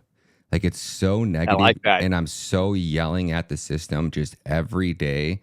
And even though I'm earning fiat, it's almost not worth it, because I'm just shouting at that system. So, and I also wanted to throw, I had spoke to you about doing a Bitcoin documentary, and you had said you're leaving the cannabis world behind and you're transitioning to a Bitcoin standard. And I was thinking to myself, well, if you look at it from the lens of, like, if say you generate enough money in the fiat world right now to kind of take a step back and take a year off and invest that time into building a business around Bitcoin, in that transition period, if you have the money to float you along, if you create a business that's actually generating Bitcoin for the source of income, even if you're making 10 to 1 less money in Bitcoin, over a period of time, that Bitcoin that you're making is going to grow in value. You see where I'm going with that? Yeah. Like, you could have a Bitcoin business and almost operate at a break even or a loss for a period of time. But if you can survive that period, by the end of it, the appreciated value of your Bitcoin is going to offset. And you're all of a sudden going to be in the red, and then you're going to exponentially be gaining in value because you're storing your wealth in an asset that's appreciating in value. Does that make sense? Absolutely, 100%. And your dude, I'm elated. Like, I am so fucking happy. Like, I am happy, Jealous. and the happier, like, you can't replace that. And so there is a certain element of like my path toward down the Bitcoin rabbit hole over, I would say, as of 6 months ago, maybe 9 months ago, I realized, okay, so I really will only do what I'm really called to do. And I've been a little bit tired of producing cannabis. Like, I achieved what I wanted to achieve as far as a cannabis producer. I wanted to participate and help liberate cannabis from prohibition. And here in the United States, I would say that the toothpaste is out of the tube. It seems like every 2 years, a handful of more states go legal. Like, cannabis doesn't need me, right? Bitcoin doesn't need me, but I need Bitcoin. There's something so transformative about living within a paradigm that's available to us where you understand that there is enough for everybody forever. Like, we live in the abundant world that we want to see for everybody. It is actually here right now. And so I don't really, and because I have developed a Bitcoin position, and this is also available to people right now today who don't have any Bitcoin. If I was 18 years old and I didn't have anything and I had just left my parents' house and I was broke, but I understood the things that I understand about the world right now, I would go out into the marketplace and I would slowly but surely sweep, even if it was a very small surplus, into Bitcoin. And over time, that could be 2 years, 5 years, 8 years, your savings is so powerful that you actually don't need to go and make some enormous amount of money. All you need to do is just do what you feel called to do what's bringing you true fulfillment and enjoyment, and you can make just what you need to survive. And you're still getting so much wealthier because you have this Apex Treasury Reserve asset. And so for me, adopting Bitcoin as a Treasury Reserve asset, or putting it on my balance sheet, or hodling Bitcoin for as long as I have, it has given me the ability to not care about making a bunch of money. All I need to do is make enough to survive. I don't have aspirations on buying some baller house. I don't think I'll ever buy a house. I won't buy a house until people are fucking begrudgingly buying houses like they do cars. It's a liability. It's not an asset. It's depreciating in value in real terms like your car is, right? And so I don't need to make this enormous amount of money. All I need to do is and if I can't, this is another layer to it. So if I can save my Bitcoin, then I won the game. But then I start to think, okay, the Bitcoin's appreciating at such a fast rate. The incentive is for me to go out into the marketplace and earn my living and hopefully a surplus. But I have this Bitcoin, so I'm not going to do something that I don't love. So now I'm incentivized to just go do what I love, make a living. And the goal would be to not spend the Bitcoin. And then in some profound way, it doesn't even matter if I have it. Like, it doesn't even matter if I have it. Then I'm also letting go of this fear-based scarcity mentality of like, oh, I can't spend my Bitcoin. Like, because I'm in a position now where like I'm taking that proverbial financial leap of faith, and I am traveling. I'm doing a lot of traveling. I was just in Madeira. I was just in El Salvador. I'm going to Oslo. I'm going to Prague. And so that's requiring that I'm not here bagging pounds, paying my bills. I got to go out into the world and I got to fund that, and I'm not interested in any, I don't know, fiat, irresponsible fiat leverage and whatever. And so I might have to spend my Bitcoin, which actually I've spent a lot of time telling the world and people that I'll never spend my Bitcoin. But the more and more I think about it, it doesn't even matter if you have it, because the strategy is you just go and do what you love. And then you earn what you need and you sweep that surplus into Bitcoin. And if I don't need to live in a $40 million mansion in Miami, then like, how much do I need? Like, now I'm very empowered to just go and do what I love. And I'm very empowered to just go and live my life in this new system that is operating right in front of our eyes. This new abundant world that we have is right here. And it's the idea too of like, selling down Bitcoin. Let's say I sold some Bitcoin to fund this transitionary period in my life, and I couldn't get that exact amount of Bitcoin back. I can get the purchasing power back. But the thing that I could never get back under any circumstances, no matter whatever technological discoveries our civilization lands upon, I mean, maybe it's possible, but I can never get my time back. As far as I know today, I can never get my time back. So I'll fund what I need to do. I'll go after what I want to go after. And all of this is like this breaking free of this, of being limited and shackled by like fear and scarcity. And the more I integrate what Bitcoin means, and it's like more than adopting Bitcoin as a financial instrument, it's adopting it as an ideology. And the ideology is predicated upon thermodynamics, physics, math, and fairness. That's it. Like, I just believe that math is the most accurate way of describing what happens in the reality around us. I believe that humans default to a compassionate state of love, and they help each other. I think that, you know, there's abundance. Like, so that's my ideology. I believe in math, abundance, love, compassion, and a bright orange future. So, and the more I integrate that, the more transformative it is for me. And the more effect I think I have on orange pilling the people in the world around me also, because they're just like, Jesus, this guy is quite happy. What's he got? Like, I want some of that. Those orange pills, man. Where'd you get those orange pills? No, they weren't at the pharmacy. I'll tell you right now. They're not at the pharmacy. They're Man, not.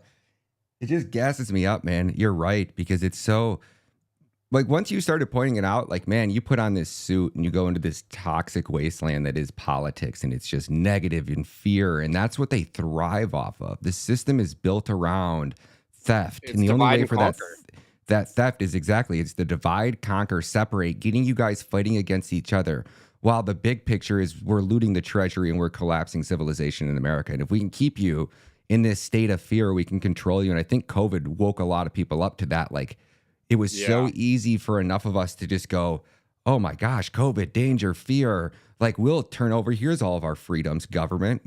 You're here to help here. And you realize, you look back at it like that was so obvious.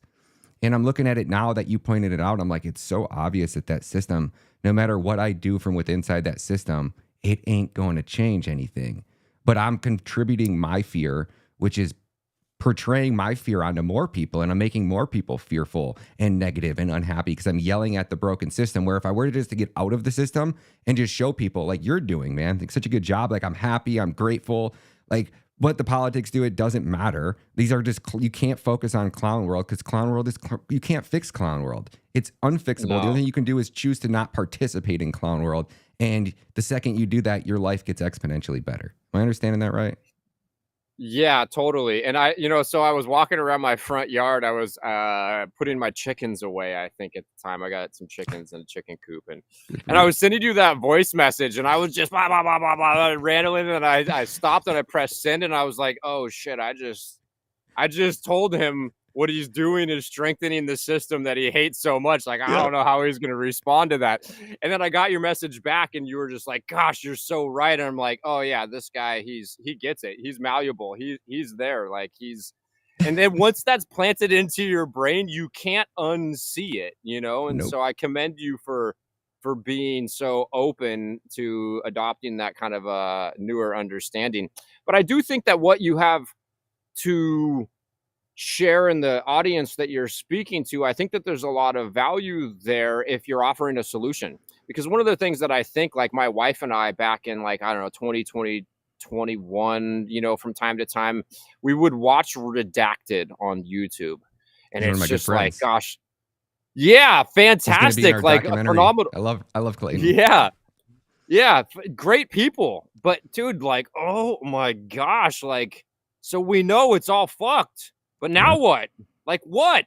Like, Orange Man for 4 years? So what? Like, the world's still broken. Like, what's the solution? And so during that period of time, actually somebody in the spaces the other day didn't get to ask me the question that I think they wanted to, like how I orange pilled my wife. That was part of it, because we would have this on, and I would just be like, look, Bitcoin solves this. Bitcoin solves this. Bitcoin's the solution to this. Yep. And so I think that if you're speaking to an audience that's really stuck in this place of being concerned about all the atrocities taking place, the more that you could show them that there is an opt-out and there is a solution. I mean, a lot of Bitcoiners say, hey, like, we're living in this digital prison, or this open air fear-based, like, limiting construct, and there's like a little escape hatch over there in the corner, and you could just you can break free. And on the other side of that is this land of infinite abundance, and It's available to you. And so for me, I'll also say people like Jeff, and Eric Kaysen and American Hodl and obviously Michael Saylor and Robert Breedlove and Preston Pish and all the greats that were early on and like being public and vocal about Bitcoin and what it means for everybody. Hearing these individuals say that like they were adopting a significant Bitcoin position. You know, when I heard Breedlove a couple of years ago on like Tom Bilyeu's show, Impact Theory, being like, look, 100% of my investable savings is in Bitcoin. It makes you think. It's like, okay, so this person's in it. They're shaking hands, rubbing shoulders, having conversations with other people very deep in it. They seem to be privy to information that I want exposure to. And they have this level, like Bilyeu said it to Saylor. He goes, man, I just love your conviction is intoxicating. And Saylor barks at him. He goes, my conviction? You know, you have one microphone. Are you convicted? You're all in on that microphone. You're all in on that chair. Are you convicted? You drove in one car here. You didn't diversify and drive in 6 cars here. Are you convicted? It was like quite fucking, it was hilarious.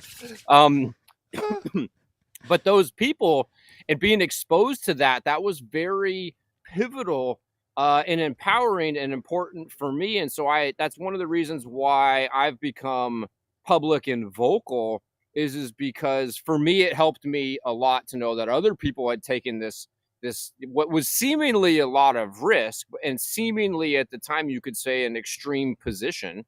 But actually I would say that it's the least risky thing you could do is sell all your crappy assets, all your dollar derivatives, and put all that economic energy, all that money, whatever you want to call it, into Bitcoin. It's liberating and expansive and like profound on in the number go up technology part, the NGU tech, that like ability to purchase more goods and services over time is like the least fascinating thing about adopting a Bitcoin standard.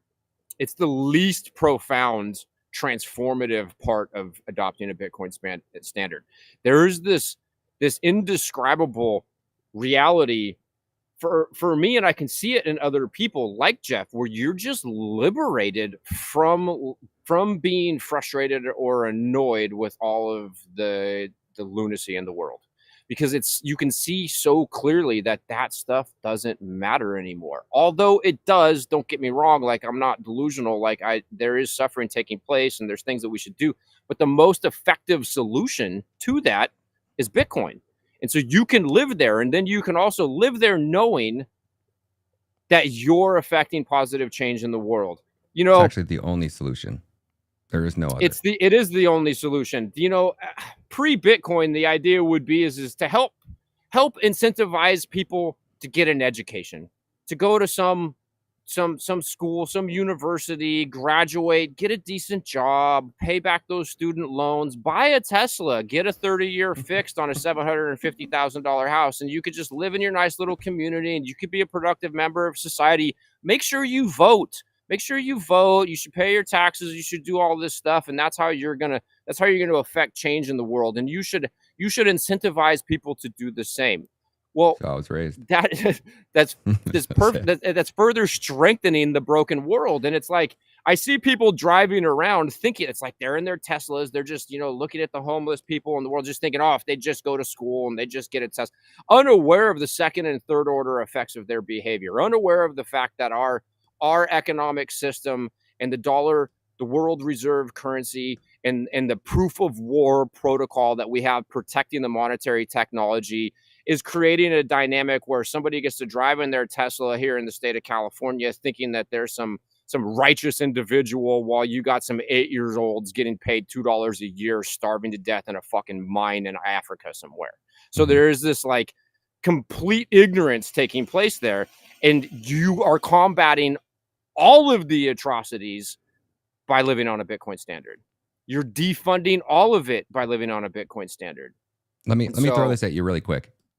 Does anyone else just work their ass off for like the last 3 or 4 years for like a college degree, and now you have a job that you hate and you still can't afford life and you're still fucking miserable and you can't pay any of your bills and you can't live in the house that you imagine, and you just feel lied to because you thought that if you just went to college and got a degree you'd be able to afford a house, and like things that make you happy, but yet you're still barely can afford groceries or clothes or literally anything that makes you happy at all, and you had to spend the whole entire weekend in your bed because you literally don't have any money to go do anything other, like if you buy food you just can't have an entertainment budget. So I'm just wondering if anyone else is dealing with something like this, or if it's just me, because this shit ain't it. Yeah. You know, and the more of that we have, and we're going to have more of that, it's happening. The more of that you have, although it's so hard for people to see Bitcoin, I think that because there is this lowering of the time preference as the currency is debasing. It's debasing our civilization, or it's debasing our culture, our society, and it's giving people less of a reason to be farsighted. But the worse that it gets, the more likely it is that somebody is willing to try some sort of seemingly extreme approach towards solving this problem. And one of the things that I thought about earlier on, as I was increasing my allocation, increasing the amount of my net worth into Bitcoin, was essentially, I'm 39 years old, and this is a couple of years ago. My thought process was like, what's the difference? Like, I'm going to go all in on what I believe to be the largest solution to the problems that I see in the world. And I would rather attempt to solve the problems in the way that I believe that they can actually be solved and fail than sit here scared and conservative and diversified against this idea. And so, if somebody's got nothing, they got nothing to lose. Like, buy a couple of sats. Like, if you're paycheck to paycheck, like, okay, I'll tell you what, there's a good chance that you're buying an $8 double mocha fucking latte soy fucking glyphosate laden high fructose corn syrup laden Starbucks Frappuccino. How about forego that gut bomb, forego that toxic fucking diabetes inducing fucking caffeinated sugar adult ice cream beverage and stick $8 into Bitcoin? You got nothing to lose. Gosh. So let me throw this one at you. We grew up in times, I don't know about you, but my parents were go to school, get a good job, put money into your 401k, save for retirement, retire when you're too old to enjoy it, right? That was the mindset. Are you saying that, like, as we transition into this Bitcoin standard, as a parent, you're almost incentivized, instead of sending your kids off into the world to get into $100,000 worth of debt, you're more so incentivized to tell them to stay home, live at home for 4 years and do nothing but stack Bitcoin. I don't care how you do it. Use your time to acquire as much Bitcoin as humanly possible over the next 4 years. Think about that. If you're going to college, like, what is that paradigm shift between going to college, getting in $100,000 in debt, which is really going to be about $400,000 by the time you pay it off with your interest on those student loans, right? So you're really paying $400,000. Then you graduate, you probably got to buy a house, your rent, all the acquired debt, your car payment, the miles on your car going to school. What would be the difference in reality if you put all of that time and energy into just studying, learning, and stacking Bitcoin, and you stayed at home for 4 years versus going to a college? I wonder what that looks like. Yeah. You'd be significantly better off. Well, first off, you'd be in a position of equity instead of negative equity. Even if you had, like, I don't know, whatever the amount of Bitcoin is, let's just say it's a couple $1,000 worth. You got a couple $1,000 worth. You have a couple $1,000 worth of equity as opposed to $400,000 in negative equity, or $200,000 or whatever your college loans are, right? Whatever that debt is that you can't discharge either, right? And so that's stuck with you.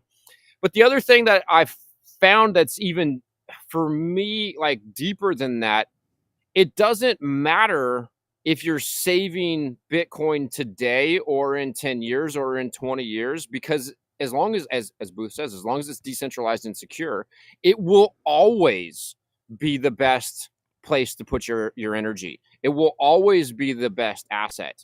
So it is available. Like, this idea, it really does it's starting to grind on me more and more when I see, like, influencers within the Bitcoin space talking about, you don't have enough Bitcoin.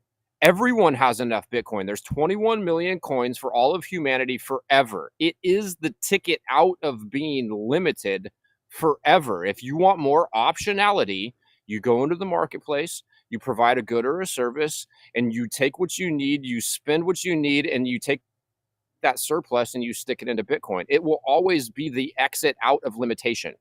And so, and that's kind of like, for me, I've had to think a little bit about like, am I willing to spend any of my Bitcoin or not?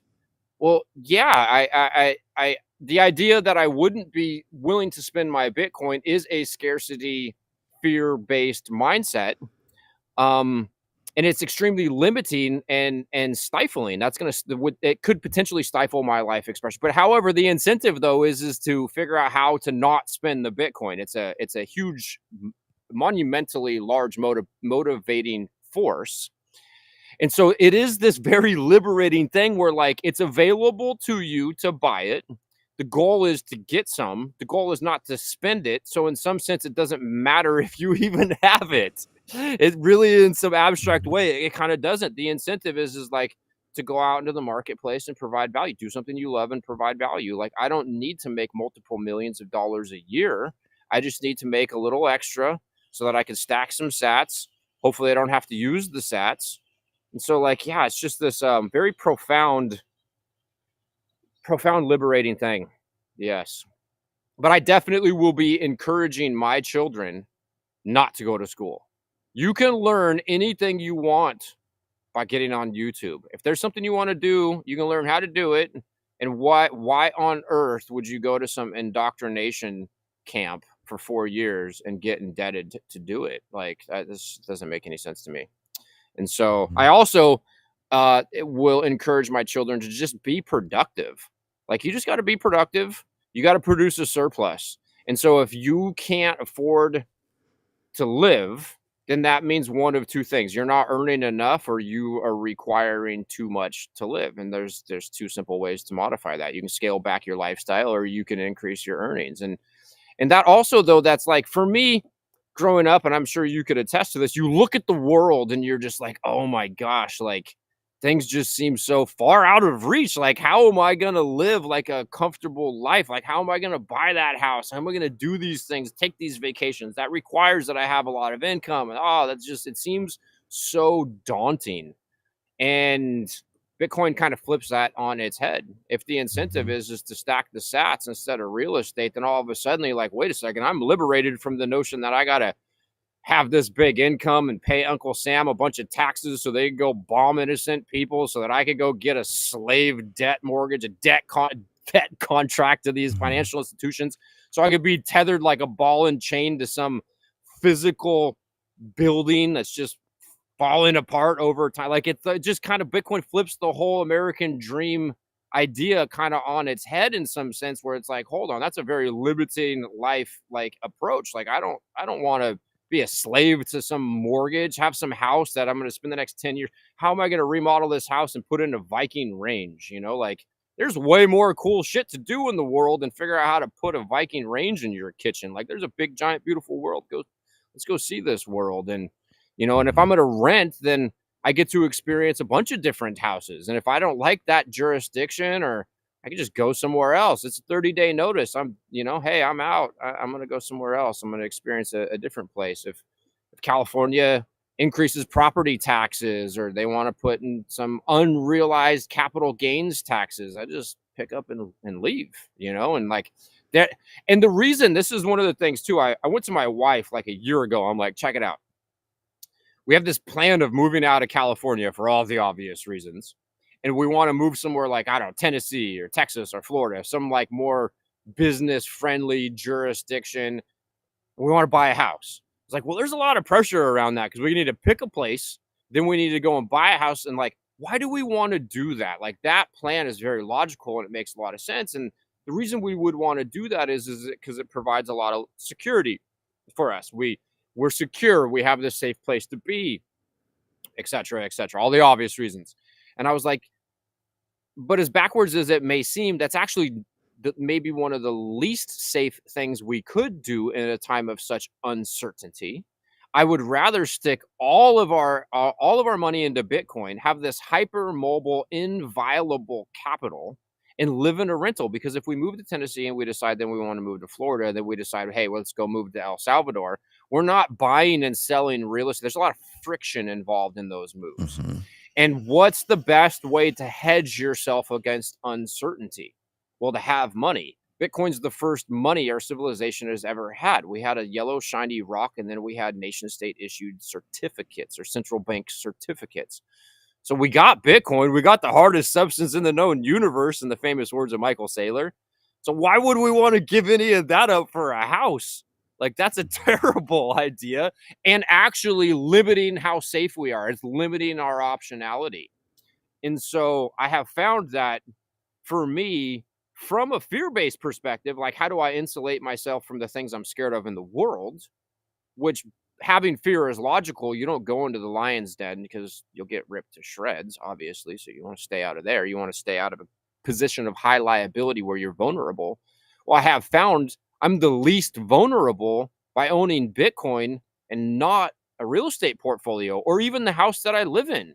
Because if I needed to leave, I'm gone in 30 days. I could be gone tomorrow. It's simple, done. You know, I don't have some tax collectors and some mortgage company coming after me. You know, you don't have financial issues. It's a very liberating thing. And in turn, also, I'm accruing more spending power. I'm accruing more optionality because the Bitcoin is appreciating at a significantly faster rate than the house is. The house is actually not appreciating in real terms, only in nominal terms. Goes up 7.5% a year on average. The M2 money supply has been increasing at 7.5% a year on average. You subtract 1% in maintenance, 1% in taxes, and then 3% if you were lucky, 4%. Now it's 8% on a mortgage. Like, it's a terrible investment. It's awful, honestly. It's awful. Horrible. Yeah. You know, what do you think is like we had talked a little bit about making a documentary. What do you think would be the most important, biggest value add? If you could dedicate your mind and we had this unlimited production budget, what would you think would be the biggest impact for the Bitcoin community? Do you think it's showing the hope or teaching the technology or showing how these secular economies are being built? What do you think would make the biggest impact if we made a documentary? What do you think it would be? I think it would be highlighting the existence of the abundance that we want to see in the future. It is actually here. Like, it's here, it's available to us. And yeah, gosh, that's a really good question. I think that maybe one of the things that we're going to see, or that the Bitcoin community could benefit the most from, would be like shedding that fear, shedding that scarcity perspective. Because I think that there's a lot of people within Bitcoin, including myself, still to this day, that I'm grappling with this idea of like, so I have Bitcoin, and do I want to use some of that Bitcoin to like fund what I know I need to be doing? Like, I think most of us know intuitively what we want to do with our life experience. But I think that we're limiting our life experience, and we are making the sacrifice. We're treating our money, or in this case, our Bitcoin, like it's limited, and our time like it's unlimited. And the reality is that our time is limited, and our ability to earn spending power or earn back Bitcoin is much more unlimited. And so, yeah, I mean, gosh, since you sent me that message, I've been thinking about like, what direction to go with a documentary, or like some sort of a Bitcoin cinematic adventure. Like, what could you shed light on that hasn't been done, that's like there's a need for, that could be really impactful? And I don't necessarily know how you would display that, but I do think, and maybe I'm not articulating it the best, the fact that it exists, and you have this open and honest and fair network, this public ledger, this honest ledger, as Booth says it, you can't build an honest society or a functional society on a dishonest ledger. That's what we have. We have a dishonest ledger. We have a system that's predicated solely on theft, and it's like a runaway train. The theft is having to increase based upon the fundamental dynamics of the system. And now you have an honest ledger, and you can build an honest society, and it will always be the ticket out of poverty or scarcity or limitation for everybody. It's available to everybody forever. Like, I get into a debate. The debate has kind of evolved at this point with an individual. And one of the things he kind of kept getting stuck on, and we're talking about the future implications and what the society looks like because of Bitcoin. He's like, well, the wealthy sociopaths who have an unfair, the quintillionaires, the people who are just like too big to fail, they have this unfair advantage and they can continue to plunder in perpetuity. And there's this exploitative nature baked into our world where like the poor, impoverished individuals will always be exploited by the individuals who are too big to fail. It's like that dynamic we can see a lot of in the world today.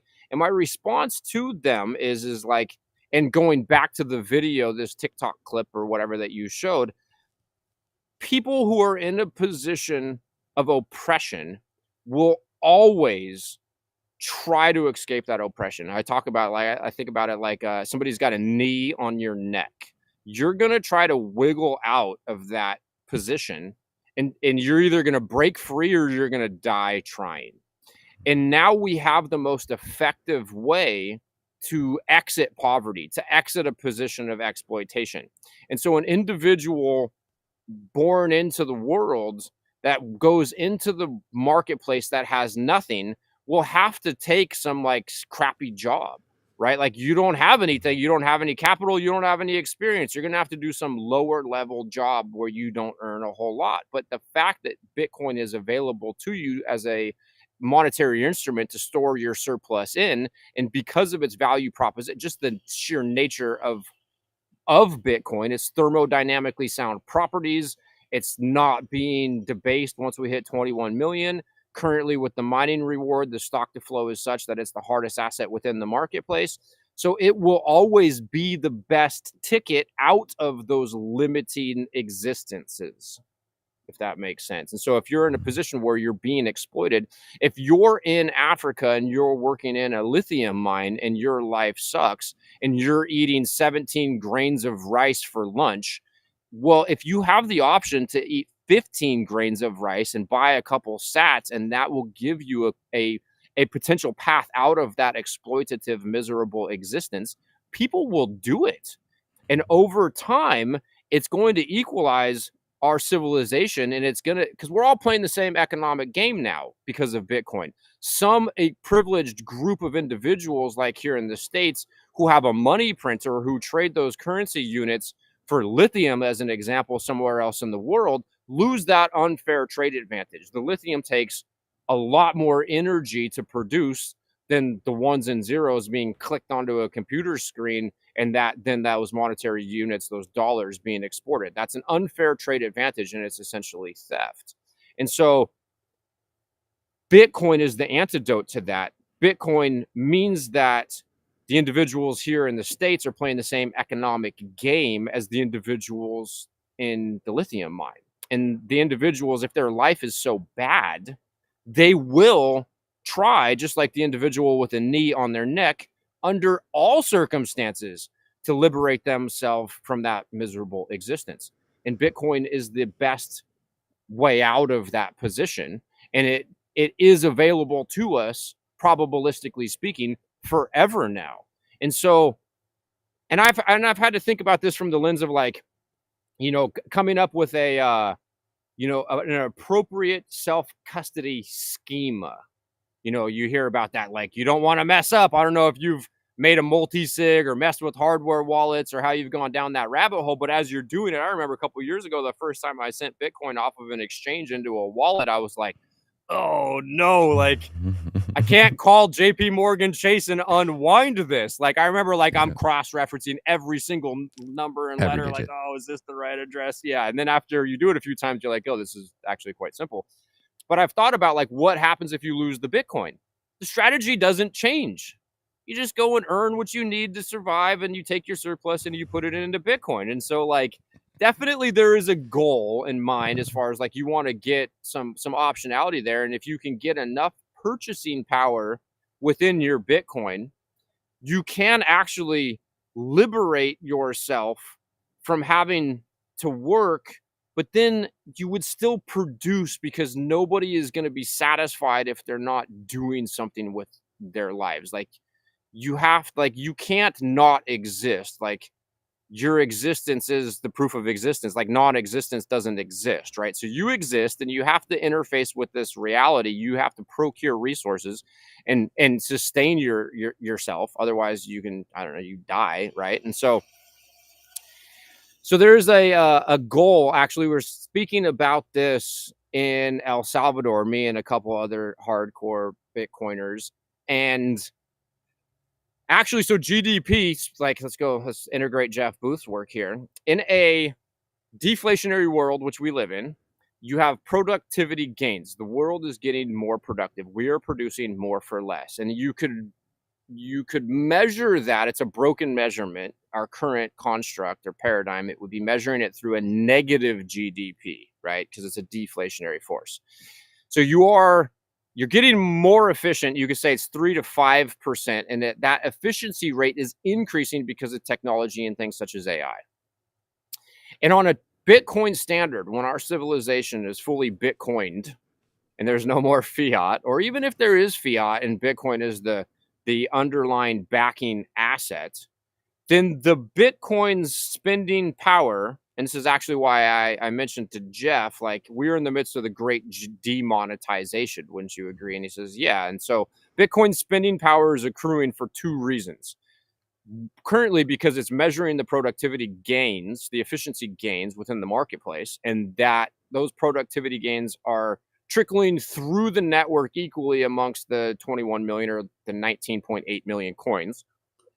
But we are also in the midst of the great demonetization, where all this economic energy, all of this wealth is moving out of other asset classes and into Bitcoin. And so on a Bitcoin standard, in a world where we're all using Bitcoin, as the market becomes 3% and 5% and 7% more efficient every year, those efficiency gains are reflected in increased purchasing power.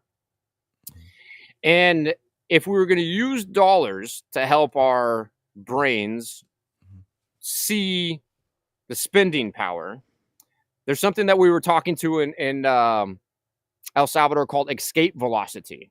So let's say you have 10 million. 10 million is an easy number to wrap your mind around. You have $10 million worth of spending power. It doesn't matter how many coins that is. That could be 1,000 coins, 100 coins, 1 coin. It could be a fraction of a coin. And the productivity gains globally in the market are 5%.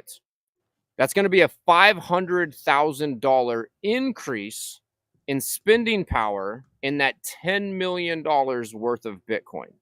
Okay. So you have $10 million worth of spending power, or Bitcoin's convertibility into goods or services in the marketplace. We're on a Bitcoin standard.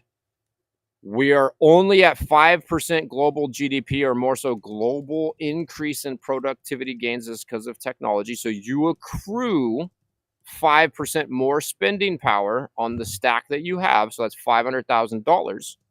You spend 250 grand equivalent worth of that 500 in appreciation and accrued spending power.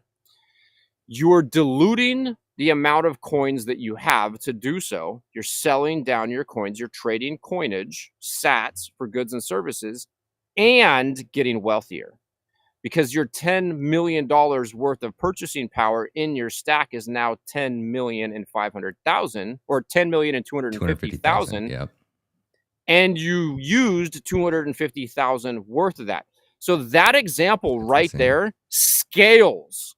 It scales to 21 million coins to infinite abundance and wealth to infinite people on planet Earth forever.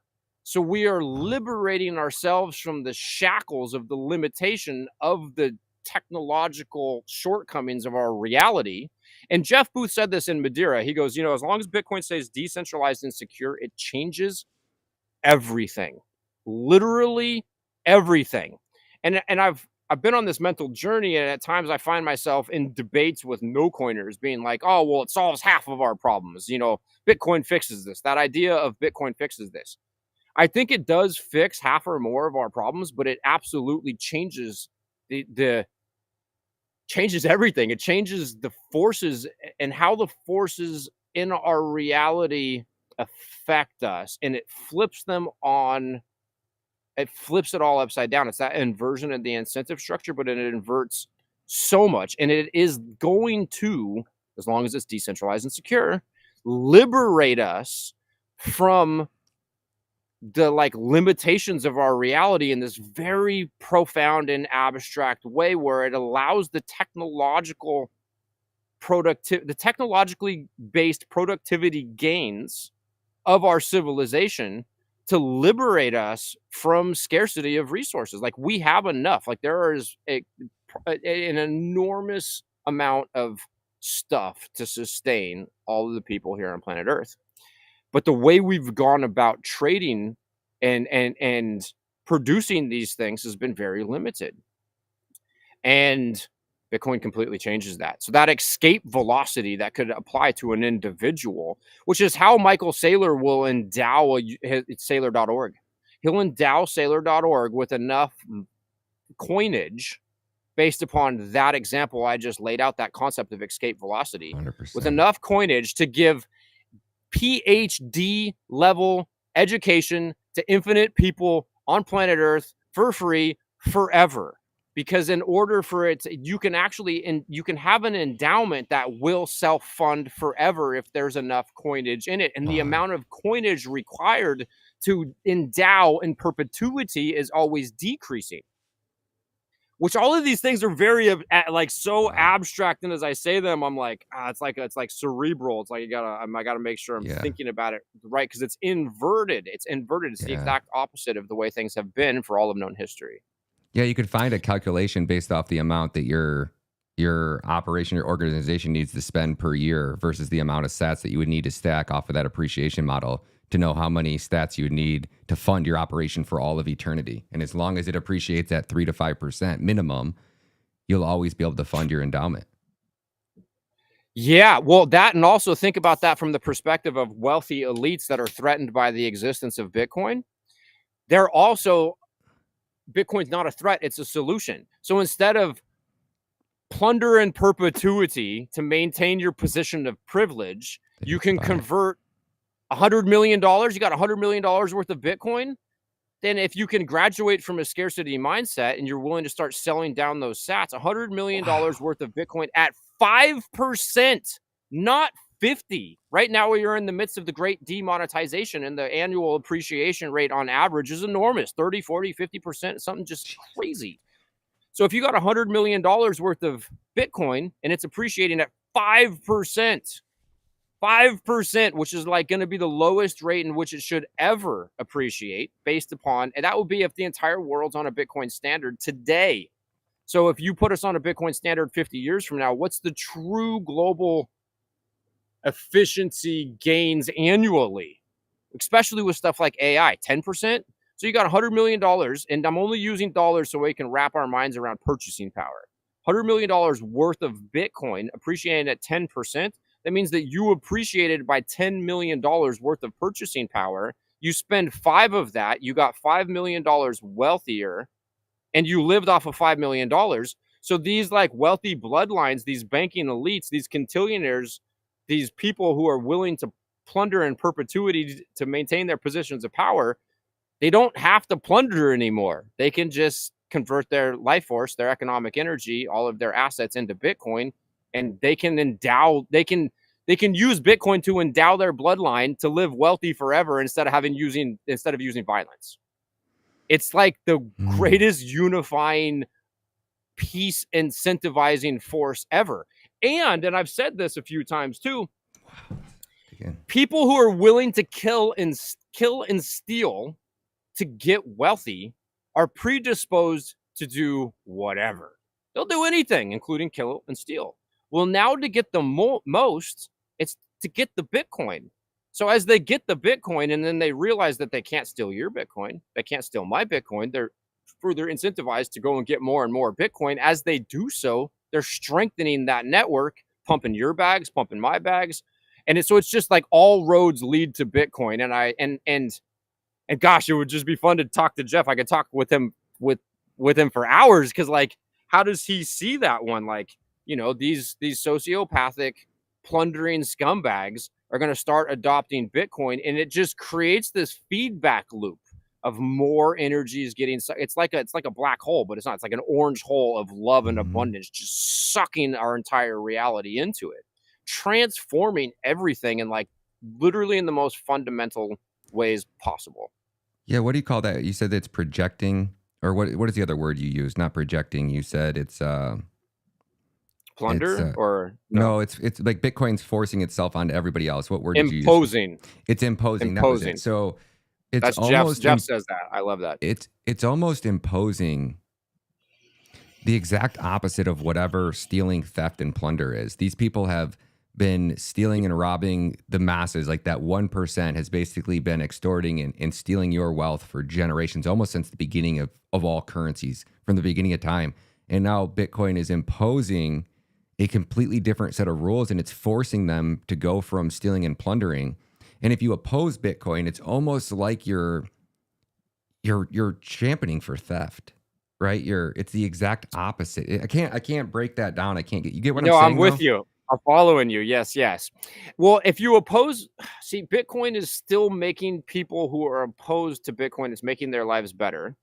And that 1% that you speak to, and this might help you because you spend a lot of time in the trenches fighting the good fight, which I commend you for, because it's gnarly on the front lines, bro. It really is. It sure is. A significant percentage of that 1% are ethical, moral people who provided a huge technological solution, or a solution, some sort of entrepreneurial capitalistic endeavor. They solved a big problem. Entrepreneurs are just simply solving problems. We get paid to solve problems. The larger the problem is that you solve on average, the more you get paid. And if somebody 10 years ago wrote you a $10 billion check, you have to go and do the exact same thing that 1% does. You have to have a diversified portfolio of bonds and stocks and real estate. And one of the things Booth just said the other day, or in the speech in Madeira, and I just listened to it again last night in preparation for this conversation, is you take a company like Google and you think to yourself, Google's a too big to fail company. They're a centralized company with all this power. They're abusing that power. It's a violation of privacy. They're too big to fail. But you're an everyday American and you're saving your energy in shares in Google, and then you're sitting there wondering why Google is so powerful, too big to fail, and why it's this, like, you know, big powerful behemoth or whatever. Well, you're strengthening it by participating in the system. And the incentive, though, because of the broken money, where you have abundance in money, you create scarcity and everything else. Well, you have to find something that will save your economic energy more effectively than the money. And because everything has some sort of different flavor of counterparty risk, you end up with a diversified basket of these equities and real estate and whatever. So by participating in that system, you're strengthening that system. And without the alternative system, it is what you have to do to protect yourself and serve your self-interest.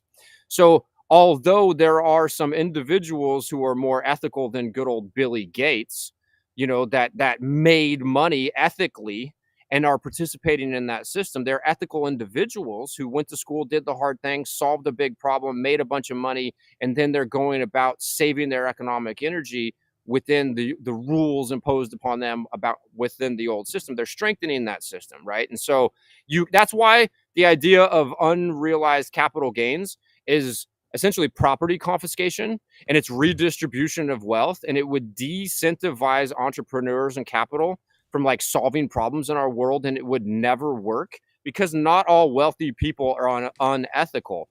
But the system in which they are operating in and the way that they store their wealth does have an unethical second and third order effect. People buying real estate and multiple houses are contributing to homelessness. And Bitcoin is the antidote to that. It's the escape valve from that. But the thing that's so beautiful about it is it's a better way for someone to serve their self-interests. And it isn't some selfless sacrifice to affect change in the world. It's a more effective way of serving your self-interests by putting all that economic energy into Bitcoin. All of the counterparty risk and all of these other asset classes have been stripped away in the forging of Bitcoin. So it has the least counterparty risk. And it's just this black hole or orange hole of like abundance and love and prosperity sucking everything into it. And people who are accustomed to operating within our existing system and benefiting from their perpetual plunder and theft, even if it's second and third order effect, even if it's just a little bit here and a little bit there, these people may try to implement those theft, wealth producing tactics in the Bitcoin world, but they will lose. They will lose and they will learn over time. So that's where Jeff is talking about the attack vectors. And that's a very fascinating thing. And I think about that a lot. Like, what kind of attacks are we in for? The more and more I think about it, the less concerned I am. The more and more I realize the government, it's an energy in, energy out world, and you have to be profitable, right? So it's not profitable for the government to go around and lock up Bitcoiners and put them in a key extraction concentration camp, because they're not going to get much coin doing so, and it's going to take a lot of resources to do it. So how could you attempt to corrupt or steal in the Bitcoin world? It would be through corrupting a layer 2. But over time, the people who do that, or the entities who do that, will get flushed out, and they will learn, and our civilization will learn that the best way to survive in a new world, because Bitcoin is imposing new universal laws upon us. It's the imposition of those laws. It's an immovable force that these people are going to run into. They will learn that the thing to do is just go do the honest thing and produce a surplus and stick it into the network. And the network also has this interesting, beautiful way of transmuting icky, dishonest, vibrationally tainted energy into something beautiful, honest, and pure. It's just profound. It's the only asset in the world. When you serve your self-interest, you serve the collective as a whole. And you exponentially serve the collective as a whole by trying to serve your self-interest more. The more you serve your self-interest would be the more stats that you sack, the more stats that you take out of circulation, the more you benefit the collective. And what's crazy on that, you flip it on its head, the more you spend those stats into existence, the more you benefit the collective. So no matter how you look at it, and it's the only asset in the world that operates like that, on that caliber. Yep. And because of that too, then you're even further incentivized. It's the highest, truest form of capitalism. You're further incentivized to go out into the world and solve a problem, because a customer or a patient cured is a customer lost. It's one of the fiat imposed problems with our medical system today. But if you're a doctor on a fiat standard and you can cure cancer, as an example, and you can earn a bunch of Bitcoin as a result because of escape velocity and the productivity gains flowing equally throughout the network to every network participant, you can cure cancer, you can cure a bunch of patients, earn a surplus, do it once, and then be retired, be proverbially retired. You could be done. That's so crazy. Yeah, you cure one cancer patient and you make the profit off from curing one. You don't need to cure them over and over again, because the profit that you made off curing them the first time is going to continue exponentially gain you value. Wow, man, I could unpack this for another 2 hours, Eric. I got to get ready for my LFA show. I got to go live in about an hour and a half. So I got to run, brother. But man, what a great conversation. And I can't wait to have you on. I can't wait to go down this rabbit hole again, man. And I appreciate you big time. Yeah, thank you for having me. That was quite an unexpected honor. When you asked me to join the show, I was like, "Oh, wow, that's a big deal, man." So yeah, thanks for the opportunity to be here. I always appreciate it. Hey man, it's an honor to have you guys. Make sure you guys swing over there and follow Eric. His links everything are down below, and he's putting out a lot of great content. And we'll definitely have him back on the show. God bless you guys. Thank you guys for stopping with us today, and we look forward to seeing you over on LFA TV at 2 p.m. Eastern Standard Time. God bless you guys. Run.